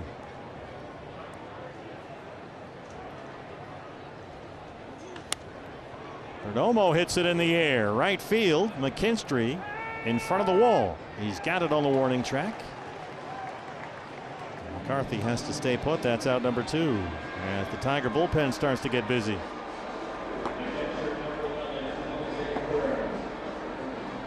Will Vest, the right-hander. Number 9 man, Jose Herrera, has walked and grounded out.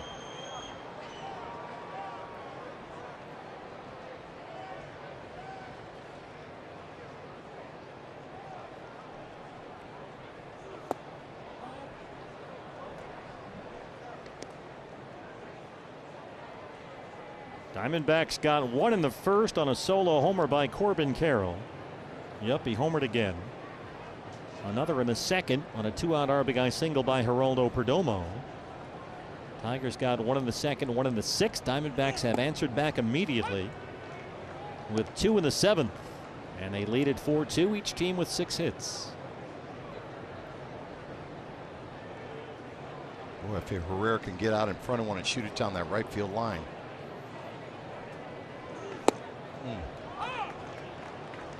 Right on the corner with a fastball, and it's 1-2.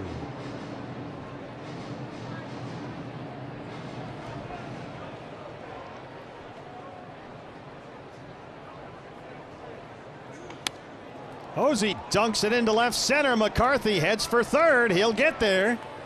Jose Herrera aboard for the 2nd time tonight, and the lineup turns over for Pavin Smith.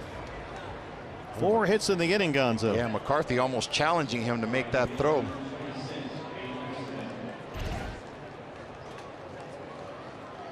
That's another little carve job right there out to left center field. The little things. Keep the line moving. Hand it off to the next guy. Conference time, they'll start to slow this thing down for Lorenzen, who after retiring 12 consecutive batters has given up 4 hits and 2 runs in this inning. A.J. Hinch out to the mound, and he will make the move.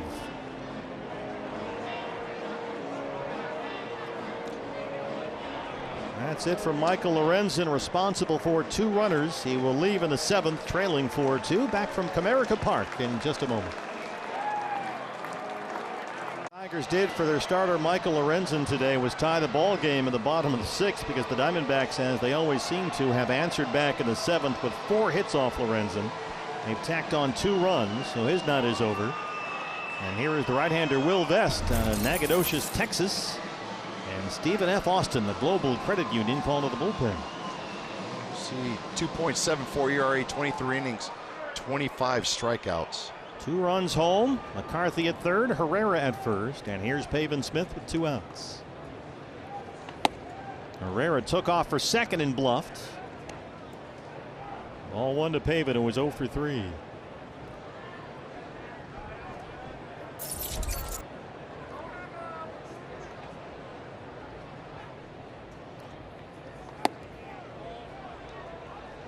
Pavin's due here. He's 0 for 3 on the day. He's been swinging the bat pretty decent. Comes up with some big hits when he needs them. Last 15 games, Pavin's got 4 homers, 11 RBIs. Walked a lot over that stretch as well. Slider caught the corner, 2-1.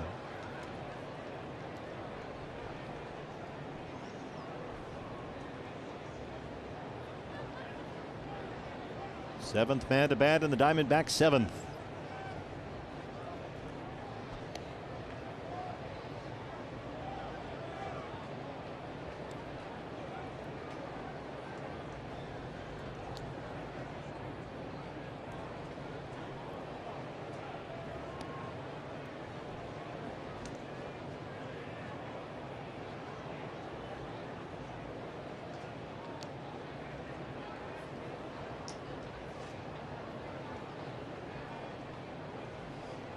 Herrera's on the move, and Pavin fouls that one off.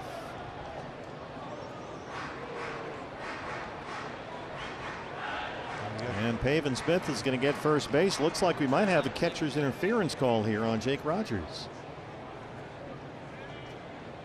A.J. Hinch wants to have a look. He only gets 15 seconds to decide. Bases are loaded now. The batter is Ketel Marte. And here is James Hoy, the crew chief. I think they'll want to take a look at this. Crew chief is the plate umpire, James Hoy. Detroit is challenging the catcher's interference.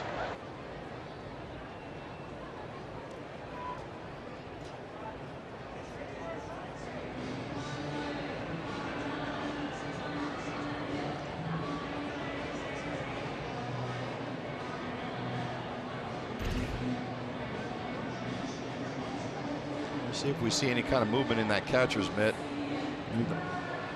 You can, as they are now, challenge or ask for a review on catcher's interference. It is subject to review. The only time you can't do it is if someone tries to execute a squeeze play or a steal of home. Otherwise, it's open to review. Yeah, that's a tough angle to try to see that.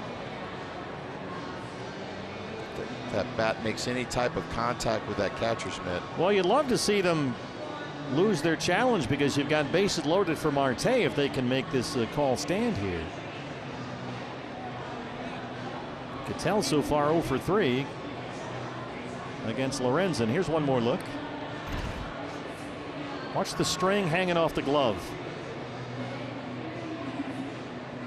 Oh boy, I don't know. It's tough to tell. Yeah. You have to get a look now that definitively shows the bat did not hit the catcher's mitt. Here's James Hoy. After review, the call on the field is confirmed. It was catcher's interference. Detroit will lose their challenge. So it's not call stands, it's call confirmed, which means they know they got it right. And now here's a chance for Marte to break it open. Bases full of Diamondbacks and 2 outs. That's why we got Alan Campbell down there doing our replays for us. Huh? He's the best there is. He's an all-star. He's going to be the all-star video guy for us. Hey, now you're an all-star. I tell him all the time I vote for him. We just can't get enough votes. They should have an all. You know what? That's a good point. They should have an all-star video review specialist. A lot of room in right center for Marte. 0-1. A big opportunity now for Marte to try to cash in and get some more RBIs and push this lead for the D-backs. Marisnik is several steps over to left center. McCarthy, Herrera, Smith, third to first on the bases. Almost hit him with a slider.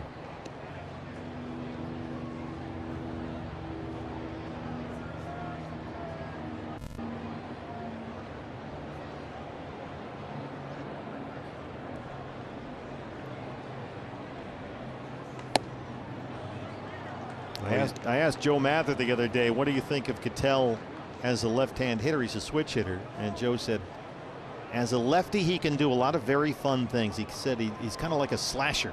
He'll drive balls line to line.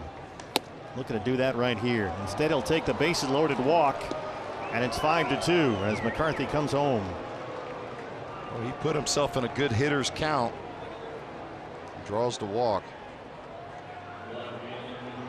RBI for Marte. 9th man to bat in the 7th is Corbin Carroll. Corbin homered in the 1st. Got you some tacos for breakfast tomorrow. Early start.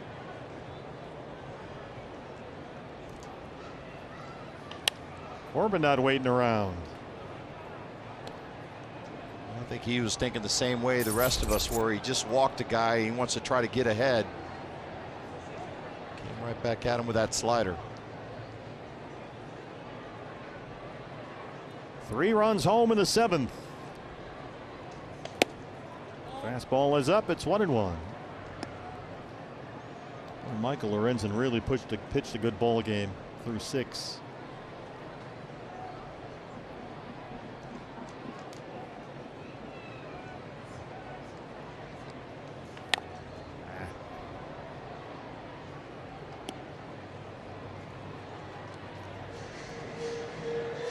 Here's where Corbin will cut his swing down a little bit and try to barrel something up, shorten his stride, shorten his swing. Diamondbacks only have 7 hits in the game, 4 in this inning. Doesn't offer at the changeup, and it's 2-2. Jose Herrera's at third base. Pavin Smith down there at second. Cattell Marte at first.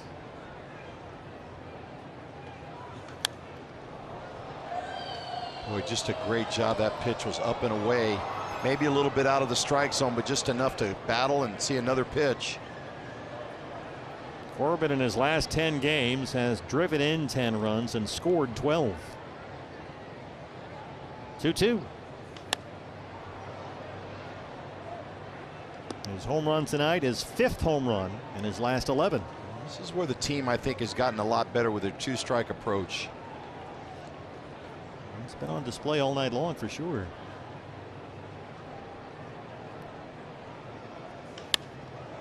That's headed toward the left field corner.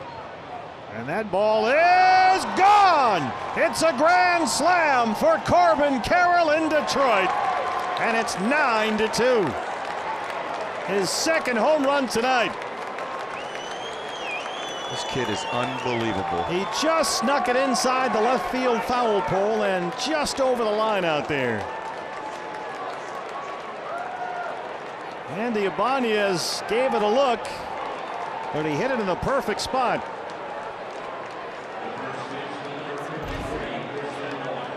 That's a Chaz Roberts air conditioning and plumbing cool play of the game. Corbin thought it might go foul, and it just barely did stay fair. Well, look, he fouled off a couple tough pitches and waited for something that he can handle and kept it fair down that left field line. First career grand slam for Corbin Carroll, just inside that foul pole and over the fence. They bat around in the 8th inning. 7 runs home in the 7th. Here's Walker, who started it off with a double. Corbin Carroll's first ever grand slam. That's coming off one night after his first ever 4-hit game. He has homered twice, Gonzo, and knocked in 5. Yep, and after this game, we'll put him back in that glass box and bring him back out tomorrow afternoon. Right.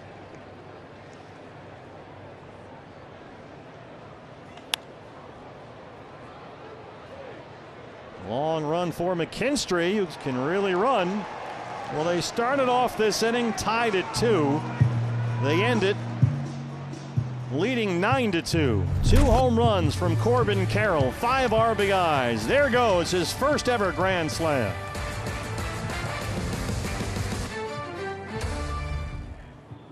Here's what you've missed. Corbin Carroll, 3 batters into the ball game. His 12th home run of the year. It's our nationwide vision eye on the game. Then in the bottom of the 2nd, Geraldo Perdomo with an RBI knock. Diamondbacks had a 2-0 lead. Tigers would get 1 back in the bottom of the 2nd inning. Zach Short, an RBI double, scores Kerry Carpenter from first. And then a 7-run 7th inning. Rivera the RBI double, McCarthy the RBI single. Corbin Carroll's first ever grand slam. Thought it might go foul, and it just did stay fair over the 342 mark out there in front of Andy Ibanez. A 7-run 7th, a 9-2 lead. A 2-homer night for Corbin Carroll. He's knocked in 5. Oh, more impressive, he used both sides of the field. Jake Rogers, this one's going to go. First pitch of the 7th, and the Tigers answer back. That's the 7th for Rogers.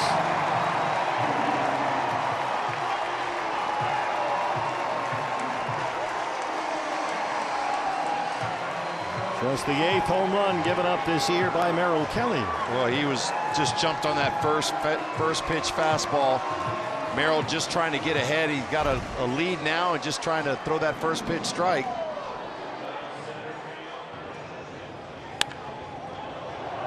So Jake Rogers, the catcher who began the game 1 for 28, has singled and homered. And here is Marisnick, who's 0 for 2. You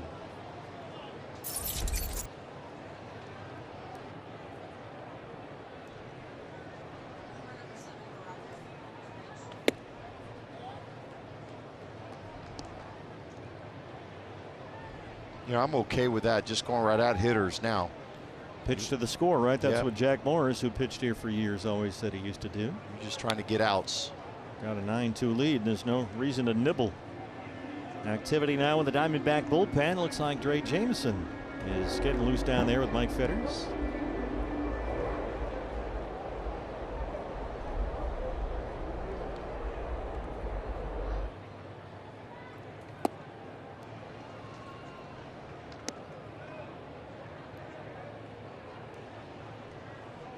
Merrill now up over 90 pitches in the ball game. 2-2 on Jake Marisnick. Rojas coming in from third. Well,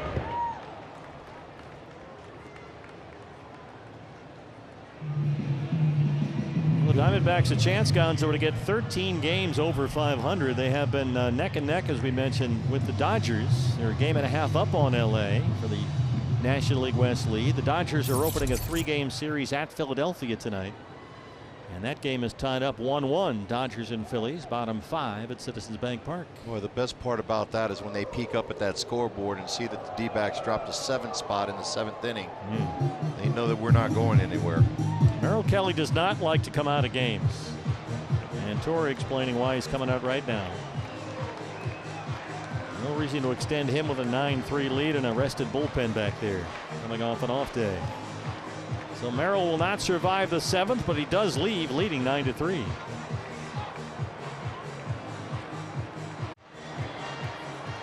Beautiful night for baseball at Comerica Park in downtown Detroit, where the Diamondbacks have a 9-3 lead over the Tigers after a 7-run 7th, highlighted by the first career grand slam for Corbin Carroll, who also has his first ever multi-home run game. It's our Gila River Resorts and Casinos game summary. And it looks like, Gonzo, Torey Lovullo would like to give the rest of the bullpen the night off, coming off the off day yesterday. And so here is Dre Jameson, the Global Credit Union, call to the bullpen. A pair of long relief outings since his return from Reno. Yeah, and this is good right here for the kid to get in there and get some innings in. See if he can hold this Tigers team down and finish it up.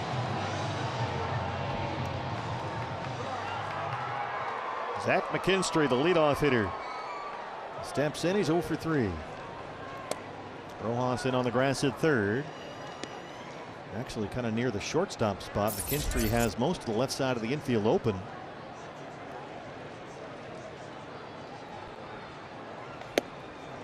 Diamondbacks had a 2-1 lead. Tigers tied it up 2-2 in the bottom of the 6th inning on a Zach Short sacrifice fly.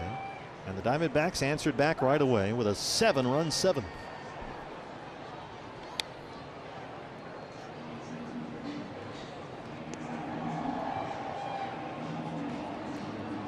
Dre Jameson worked 3 2/3 innings against Colorado last Monday. Followed that with 3 1/3 in relief Saturday against Atlanta. McKinstry lifts this out to left field, and that's the second out. So he gives them roughly that here tonight. The bullpen can get the whole night off. And I'm sure Torrey was pretty happy to have that 7-run 7th inning to just give everybody a little breather. Game was a little too close for comfort. No doubt. Javier Baez singled in the first, 1 for 3. Let's see if he's swinging again. First pitch. He always seems to be. That deflects off Jameson and goes right to Ketel Marte. And that gets us to the 8th inning. We're in Detroit. It's 9-3 Diamondbacks.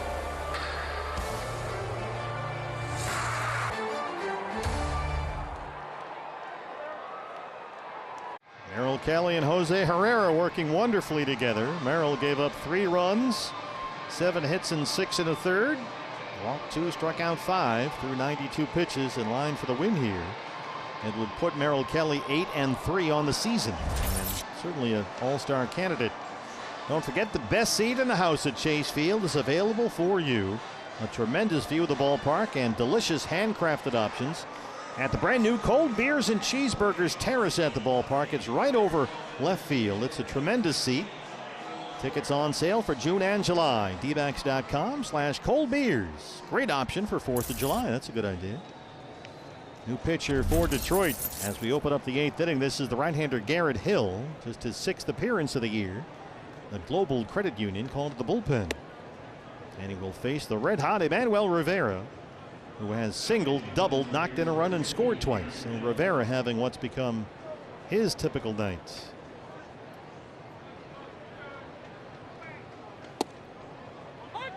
Garrett Hill just recently recalled from their AAA club at Toledo about a week ago.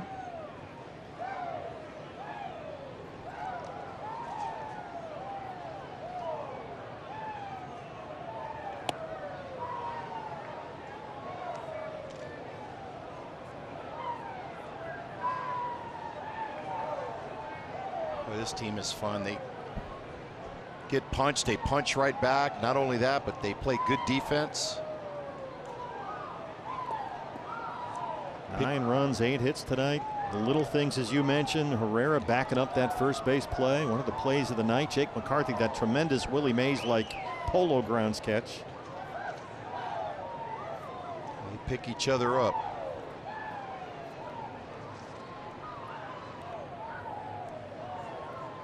Rivera ahead of the count, 3-1 with Josh Rojas on deck.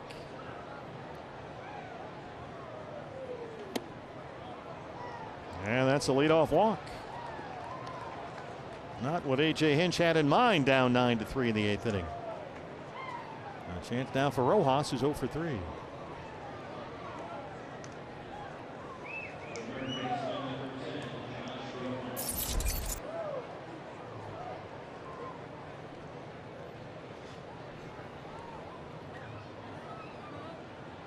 I think right here, Rojas still with no home runs on the season, and after a while it starts to build up on you mentally when you're at the plate. To see him run into one here sooner or later, just to get that monkey off his back and he can relax.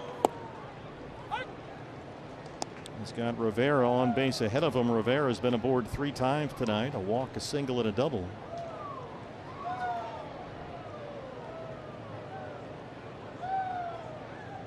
Phillies have taken a 3-1 lead over the Dodgers. They're in the 5th at Citizens Bank Park. If both these scores hold, the Diamondbacks would have a 2.5 game lead atop the National League West over Los Angeles. Well, that's what you got to do when you're leading your division. You got to take advantage when you're facing teams that have losing records. Keep stacking those wins. You got to go out there, try to win those series, take 2 out of 3. If you can get all 3, you grab them. In the hole for Maton, and Baez turns the double play.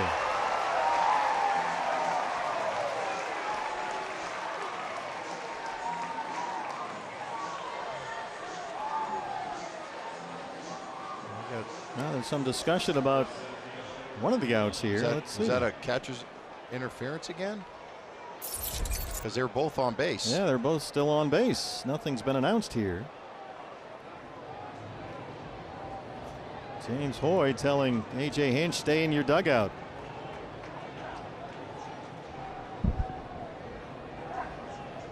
Yeah, they have called another catcher's interference on Jake Rogers. That's the second one committed by Rogers here, so there is no out. Instead, it's runners at first and second for Jake McCarthy. Well, we've taken advantage of these in the Washington series, hit by pitches. We end up scoring runs, and they just announced it here at the ballpark, and you can hear the Boo Birds.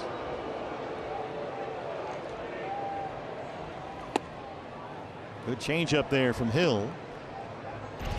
So let's see, Rojas, the bat clips the catcher's mitt right there on Jake Rogers. 0-2 on McCarthy. Now they have a double play ball. Zach short, Baez, and they're able to get both the outs. Rivera's in at third, 2 down.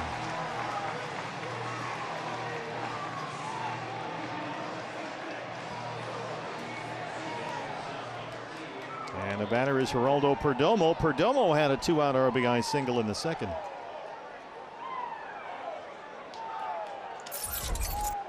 First double play turned to the ball game tonight by either side.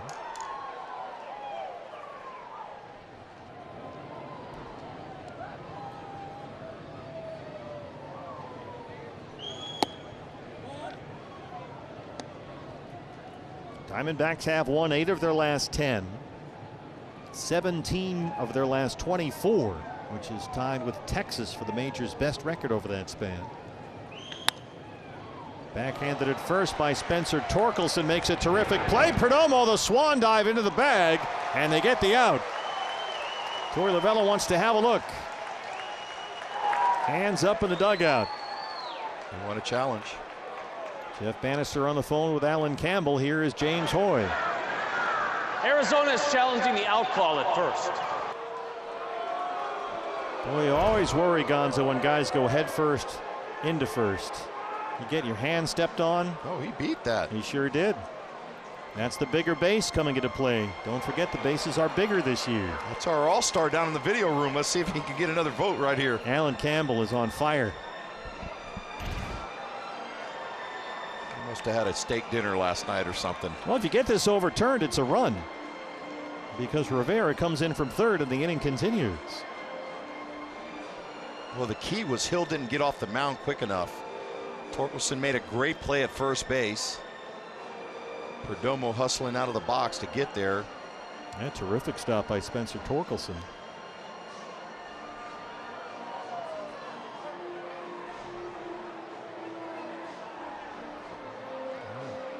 I don't understand why it's taken so long. It's pretty obvious.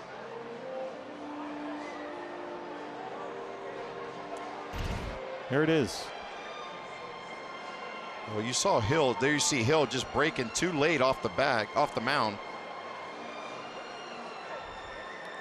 As long as he doesn't step on his hand. Right away, Perdomo wants a challenge. Look back to the dugout. James Hoy, the crew chief, is the plate umpire tonight. And here he is. After review, the call on the field's overturned. The runner is safe. Arizona will retain their challenge.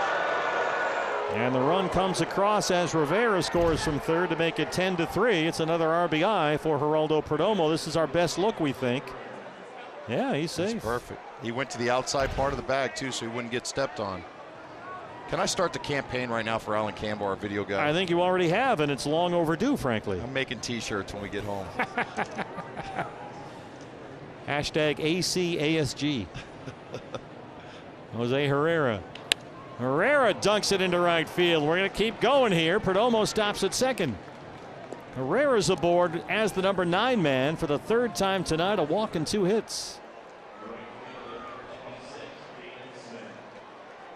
Boy, this team is just relentless. They take advantage of mistakes.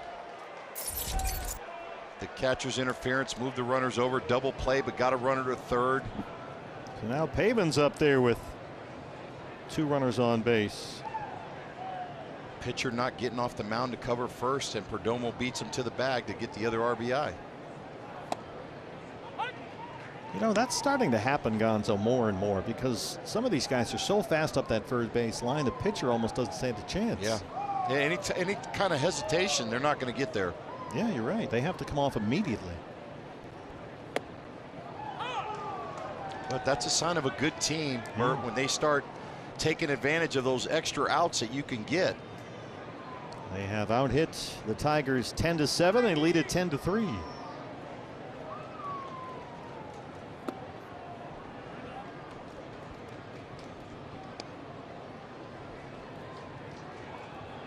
Perdomo at second base. Herrera's at first.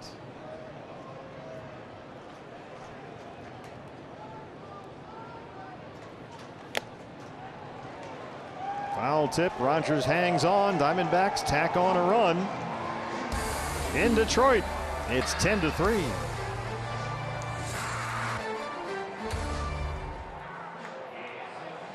On Bally Sports Arizona, D-backs a 10-3 lead over the Tigers. Tomorrow it's breakfast and baseball with Tori Labello. As this series continues, early start back home. Coverage starts at 9:30 in the morning with Diamondbacks live pregame show right here on Bally Sports Arizona and streaming of the Bally Sports app. Ryan Nelson picks on left-hander Matthew Boyd. Ray Jameson, who got the final 2 outs of the 7th in relief of Merrill Kelly, back out there for the 8th, and here is the former Sun Devil, Spencer Torkelson, who has singled and walked.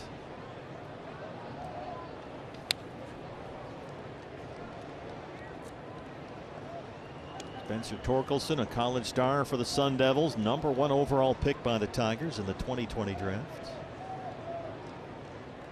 Said he found out as a rookie last year that playing in the major leagues is a different beast.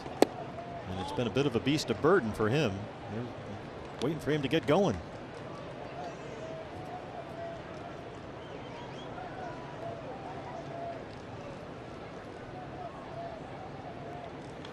Sometimes when you're brought in to be the star player after a guy like Miguel Cabrera, who played first base here for so many years, he steps off to the side and gives the kid an opportunity.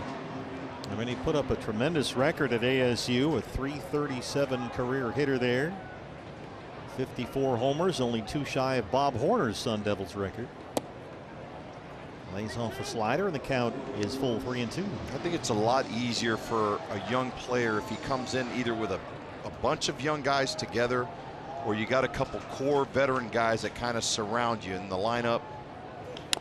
I'm not sure he had that when he got here his first couple years.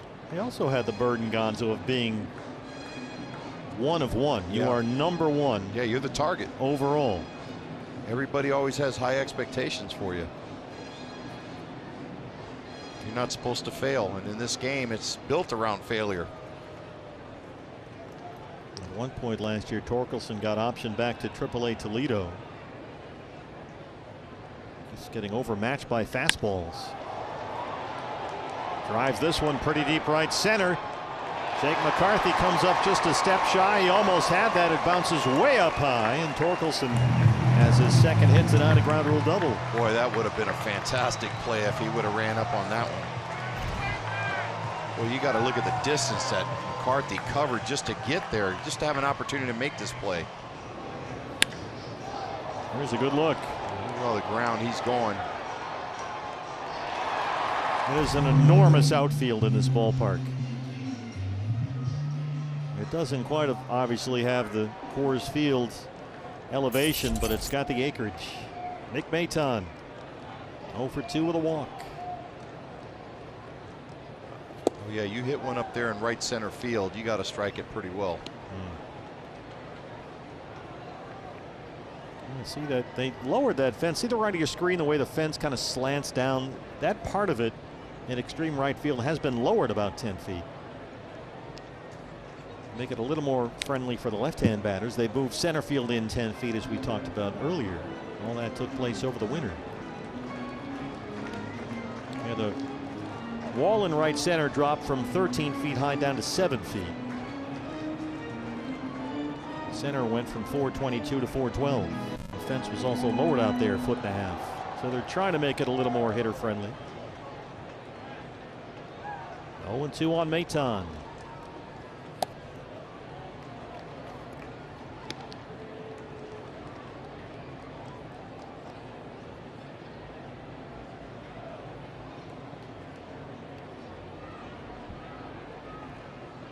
Jameson's just trying to work to get outs. More about the runner too much at second. Ayton turns on that one, a slider, but he hooked it foul.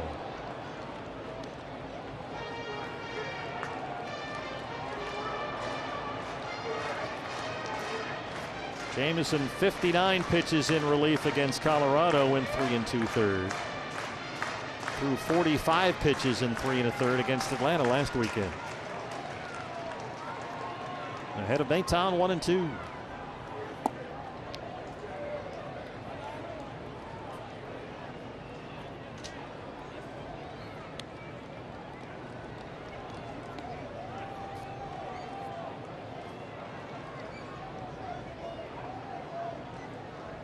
Phillies now lead the Dodgers 4-1. They're in the bottom of the 6th inning at Citizens Bank Park. D-backs lead LA by a game and a half for the moment. Another foul ball.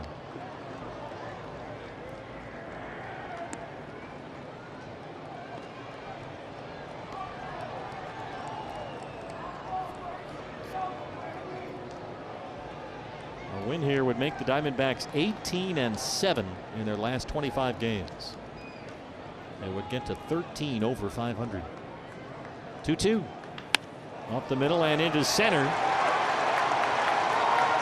McCarthy throwing home. It's cut off. And it's 10-4 as Torkelson comes in.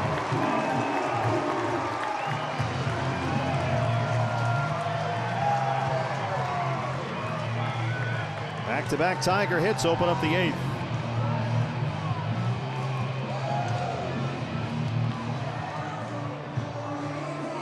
And now it's Kerry Carpenter, the DH, who has singled twice. Just a good job by McCarthy getting that ball to the cutoff man, not missing the cutoff man, because then you get that runner that extra 90 feet to get to second.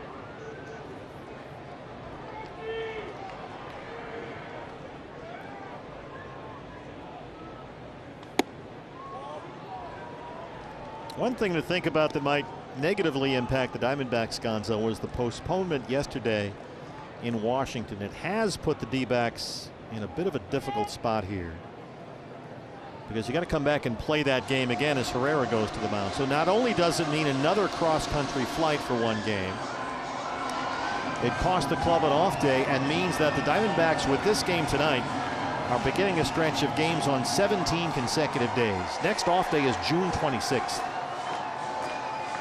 So that cancellation, or postponement I should say, yesterday might come back to bite them a little bit later this month. We do think there's a chance Lourdes Gurriel Jr. is back in the lineup tomorrow. Torey Lovullo hinted at that before the game today. Said it's definitely on the table. We'll see how he feels tomorrow. He's been taking early hitting this week. But Gurriel with that mild groin strain doing just fine. 1-0 on the DH, Kerry Carpenter.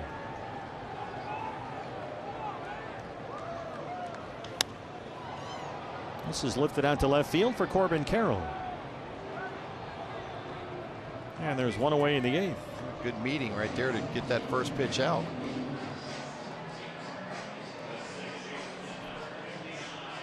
It's been a good day for the second baseman, Zach Short. He drove in their first run with an RBI double in the second. Drove in the tying run with a deep fly ball to center. That brought home a run from third. That was in the 6th inning. Jake McCarthy made a tremendous running catch.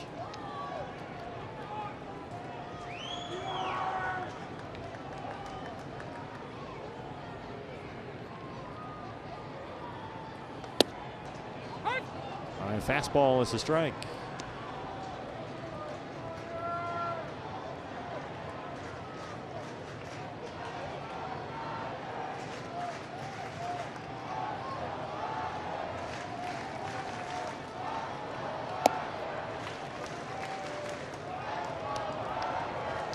Trying to stay. He's got to go right back at him here. You don't want to get behind on hitters. He's got good enough stuff.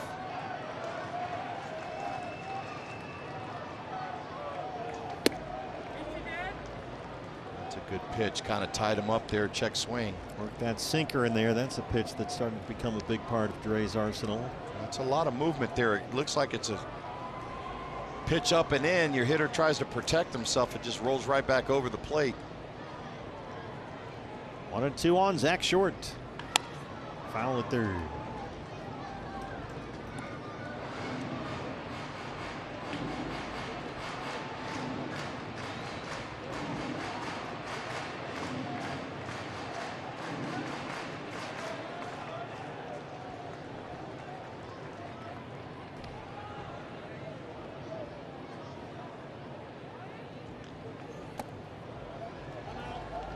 Misfire on a hard fastball.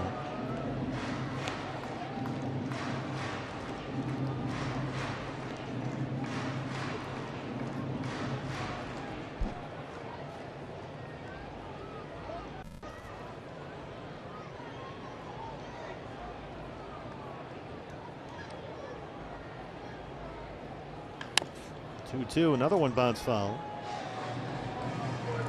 Back with you tomorrow. Diamondback Live pregame show at 9:30 in the morning. At 10:10 first pitch Arizona time. 1:10 here in Detroit. Ryan Nelson gets the start against the left-hander Matthew Boyd for the Tigers. Zach Gallen on the mound, a much earlier game on Sunday. Another 2-2.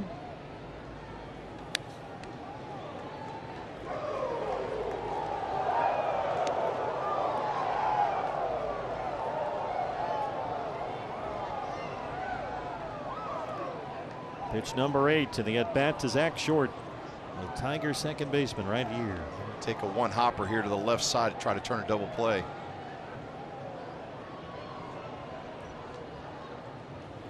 Got him. Or a strikeout. Went to the slider as we get this word from 72 Soul. Hey baseball fans, sell your home in 8 days or less for thousands more. Get our price for your home today only at 72sold.com. First strikeout for Dre Jameson. Here's Andy Ibanez, who came in for the injured Akil Baddoo. In left field, Baddoo pulled up lame, running to first on a ground ball in the fourth. And that did not look good.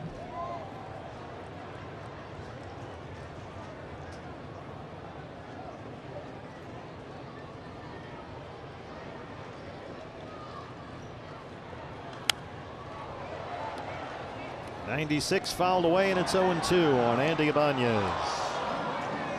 Jameson got the final 2 outs of the 7th in relief of Merrill Kelly.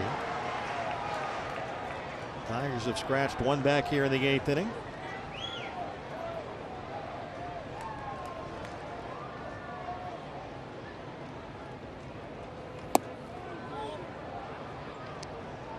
Oh, he's trying to go out to that outside. Lays off the fastball.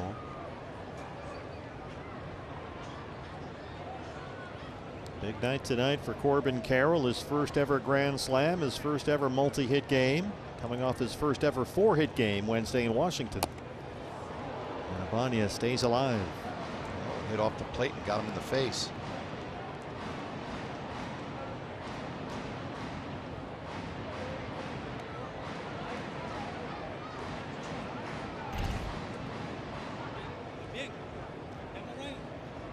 Ouch.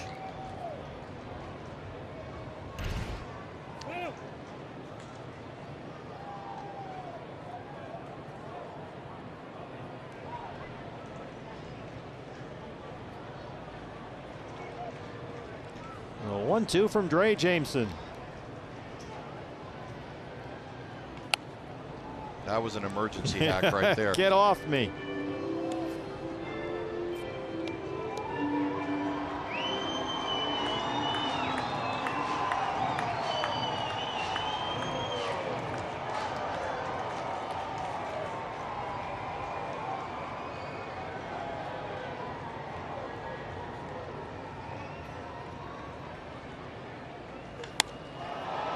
In the air to center, McCarthy backing up again. Jake to the warning track, and he runs another one down. Tigers get one back. We hit the 9th at Comerica Park. It's 10-4 Diamondbacks.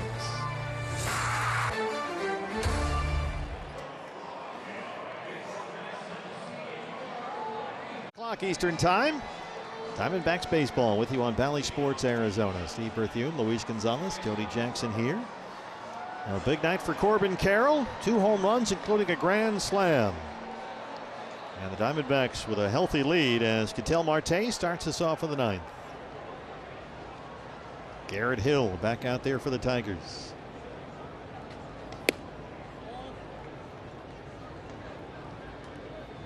Let's see if Ketel can pick up a knock here. Drew a bases loaded walk his last time up, part of a 7-run Diamondbacks 7th inning. Next batter, Corbin Carroll, came up and hit a grand slam. His 2nd home run tonight.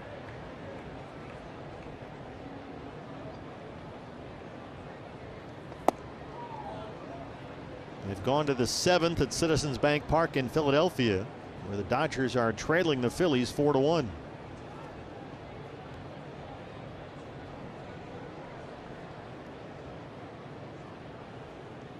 Phillies will be at Chase Field starting on Monday, a 4-game set. dbacks.com for tickets. And don't forget, there's still time to get your D-backs summer pass. They're going quickly. The best deal in baseball, dbacks.com/summer pass. Every home game in June, July, and August for just $99. dbacks.com/summer pass. That's a good deal to get out there and watch this exciting team. You can go to the ballpark whenever you want. All comes right to your phone. Marte aboard for the 2nd time. Well, Hill walked the leadoff batter in the 8th inning, and he's walked the leadoff man in the 9th. And here is Corbin Carroll, who has homered twice, including a grand slam. First career multi-homer game for Corbin, including his first ever grand slam.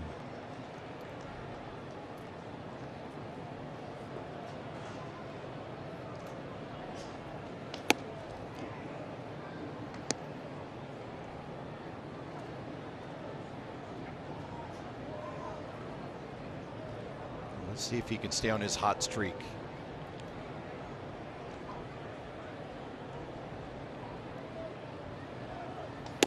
With 2 homers tonight for Corbin Carroll, make it 6 homers in his last 11 games. Yeah, and he's raised that average over 300 in the last 2 with the 4 hits 2 nights ago, and then today getting a couple more. He's put his average at 303. I mean, right now, Gonzo, Corbin has 13 homers and 18 stolen bases. So 40-40 is not out of the question by any stretch. Yeah. And it's going to heat up. I mean, we haven't hit ballparks like Cincinnati and some of those parks that are really nice to hit in. Chicago. Especially for a left-hand batter. That bounces over the head of Torkelson and rolls up the line. Marte will get 3rd. Corbin Carroll hustling all the way is in at 2nd. With a double, his 3rd hit tonight. Boy, and he is just going to press and press. He's going to make you try to throw him out. No chance for Torkelson to get that at first. It bounced too high over his head and just bounced up the right field line. Here goes Corbin. Boy, this is when you're going good right here. You just bounce that ball over the head. Bro, we've talked about his angles just getting around bases. He cuts that base down. Makes that turn so well. So right away, Jake Rogers is getting into a beef here with James Hoy, the crew chief of the plate umpire.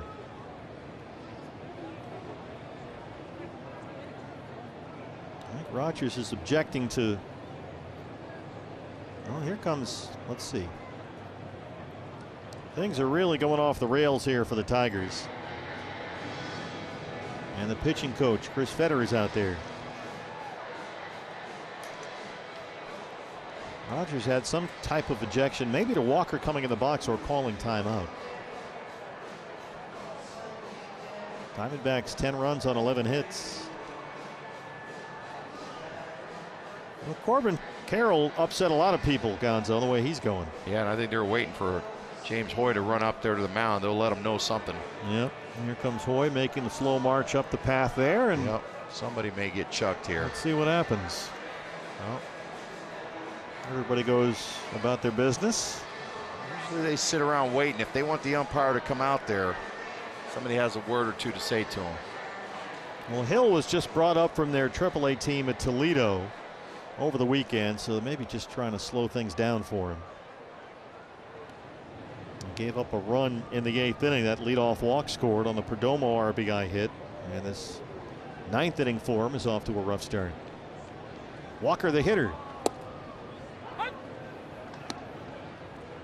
Christian doubled and scored in the 7th, part of that 7-run 7th inning. He is 1 for 4.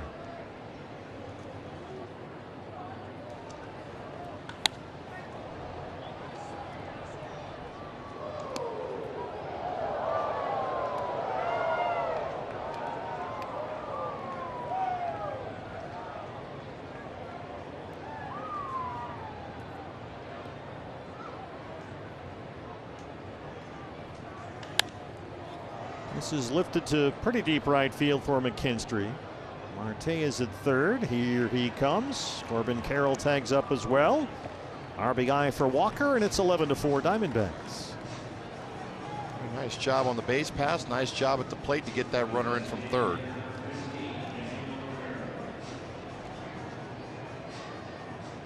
Well, Emmanuel Rivera, the DH, has had another Emmanuel Rivera kind of night. He has singled, he's doubled, he's walked, he's knocked in a run, and he's scored 3 times.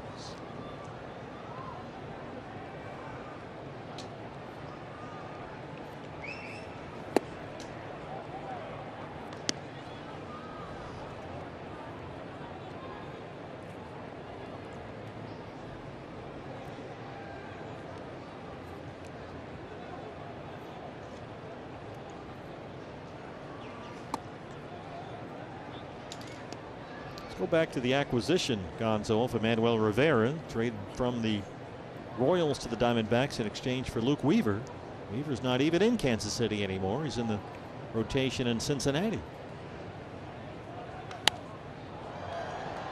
Well, when Rivera came last year, he was hitting for the D-backs. Oh, almost immediately.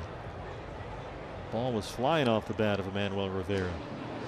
He just got caught up in the numbers game coming out of the WBC to start the season, spring training. And 4 of Rivera's 6 home runs with the Diamondbacks last year came in his first 7 games after his trade from the Royals.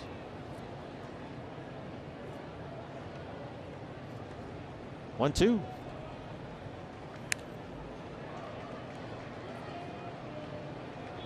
Remember, his season ended a bit early, Rivera, last year. He had a batting practice collision with Stone Garrett, which is not a good idea. Don't run into Stone Garrett at full speed. Left Rivera with a left wrist fracture. Healthy and hitting everything this year. Spins him around, fastball up and in. It's 2-2. The thing you forget about Rivera is kind of still of a young player. He's only 26. Turns 27 later this month. Well, got him to chase that slider, and they finally figure Rivera out. 2 down in the 9th.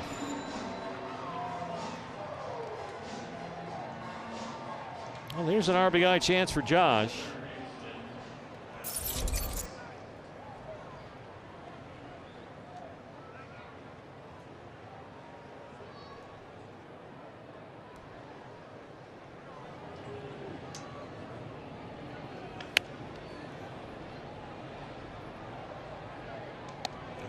in on his hands, that slider. Corbin Carroll still down there at third base.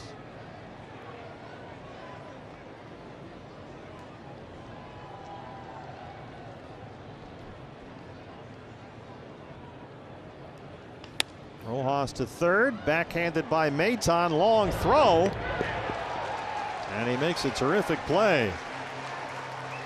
Bottom 9 we go. 11-4 Diamondbacks.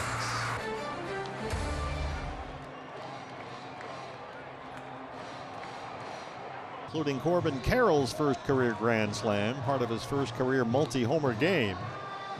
And we're set for the bottom of the 9th inning. Don't forget, on Bally Sports Arizona, D-Backs Live post-game show follows our ball game, and Jody Jackson will talk to who else? It's become a nightly occurrence, Gonzo, the Corbin Carroll post-game interview. Well, he's deservedly to be that guy once again. He's carrying the torch right now for the Diamondbacks offensively. He has homered twice and doubled tonight, Corbin Carroll. Trey Jameson back out there to give the entire bullpen a night off after Merrill Kelly went 6 1/3. Merrill tonight gave up 3 runs on 7 hits.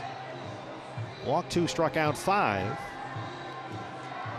Gave up the Jake Rogers home run. 92 pitches for Merrill, 63 for strikes. In line for what would be his 8th win of the year. He'll be 8-3 after 13 starts.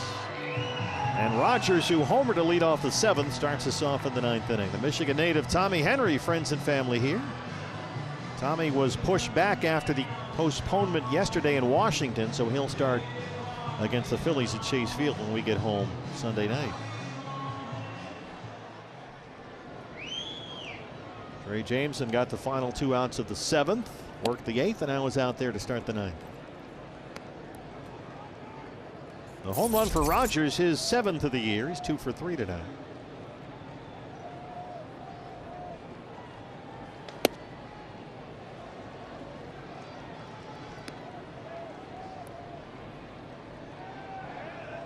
I've been looking at the scoreboard all night. This WWE night, they have every player up there with a wrestler's profile.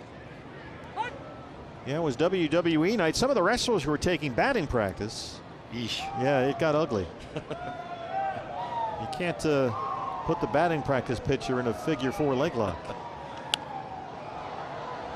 I thought they had a nice moment up there. They put a graphic on the scoreboard there honoring the Iron Sheik who just passed away. It was a nice touch by the folks here at Comerica Park.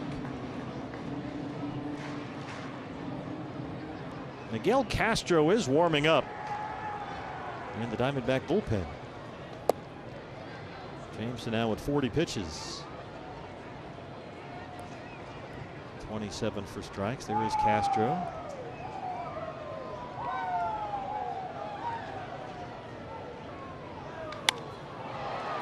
This is hit deep to right center field. Jake Rogers has another home run. He has homered in consecutive at bats.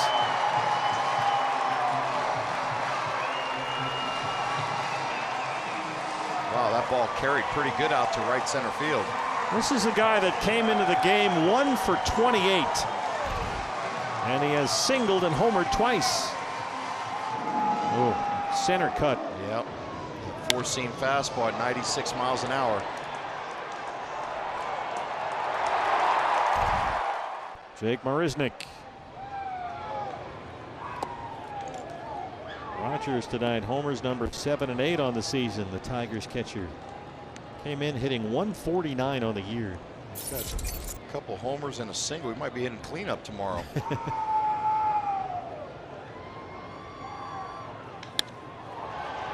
Jake McCarthy. Well, you are responsible for a tremendous amount of real estate as the center fielder in this ballpark. It's pretty lonely out there because there's no fans behind you. It's all shrubbery out there in center field, so you're basically on your own island. You know, left field and right field, they've got the stands behind them. Well, remember when Jake was playing at Citizens Bank Park, where they have a lot of fans out there? Yeah. Scranton, Pennsylvania native, had all his high school buddies back there giving him a hard time. Zach McKinstry, 0 for 4.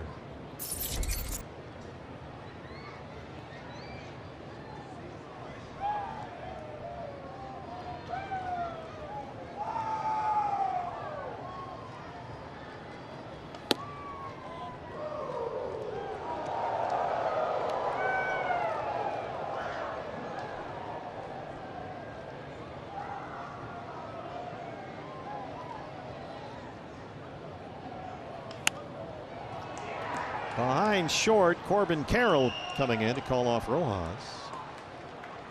And there are 2 outs in the 9th. D-backs live post game coming up next. Torey Lovullo is going to run out to the mound, and I do mean run. And he wants Jameson out of there. And they're going to go to Miguel Castro to face Javi Baez. And it will be interesting to hear what this is all about. Unless it's a pitch count issue. Jameson done it 46 pitches. So Castro coming in to get the final out. We'll take a break.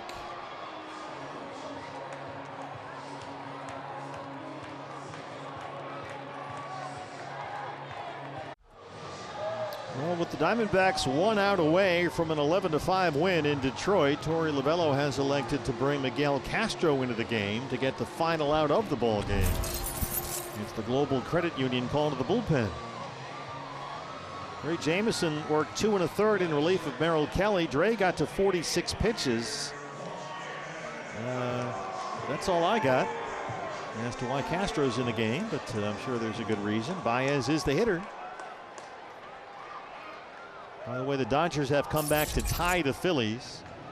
That game 4-4 as they go to the 8th at Citizens Bank Park.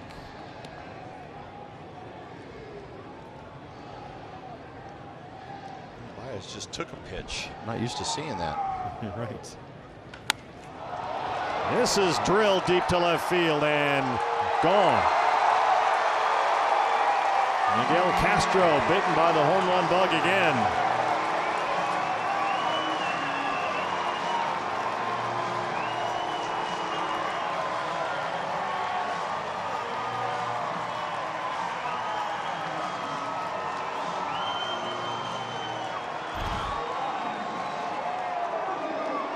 Boy, he got a fastball up in the zone. Just the 4th home run this year for Javi Baez. And that thing came off the bat in a hurry. His last AB, he was getting booed for not hustling down the line.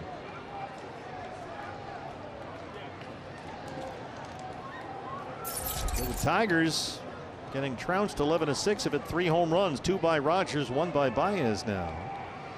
Torkelson has walked, singled, and doubled. Each team has 11 hits. Rojas from third. And the Diamondbacks get the win. They get to 13 games over 500. They have won 9 of their last 11 and have gone 18-7 in their last 25 games. The first ever multi-homer game of Corbin Carroll's career, including his first career grand slam. And it's all Diamondbacks, Gonzo. 11-6 your final. Just a fun team to watch, to see if there's a mistake on the field. They pick each other up. They come up with big hits. They fall behind. The team scores some runs against them. They come right back and have a big 7-run inning. It's just a lot of fun to watch. These guys are clicking on all cylinders right now. For the moment, they have a 2-game lead over the Dodgers atop the National League West. LA right now tied up at Philadelphia with the Phillies 4-4. We'll hear from Corbin Carroll. He will chat with Jody Jackson when we come back. Up next on Bally Sports Arizona, the D-Backs Live postgame show right after this.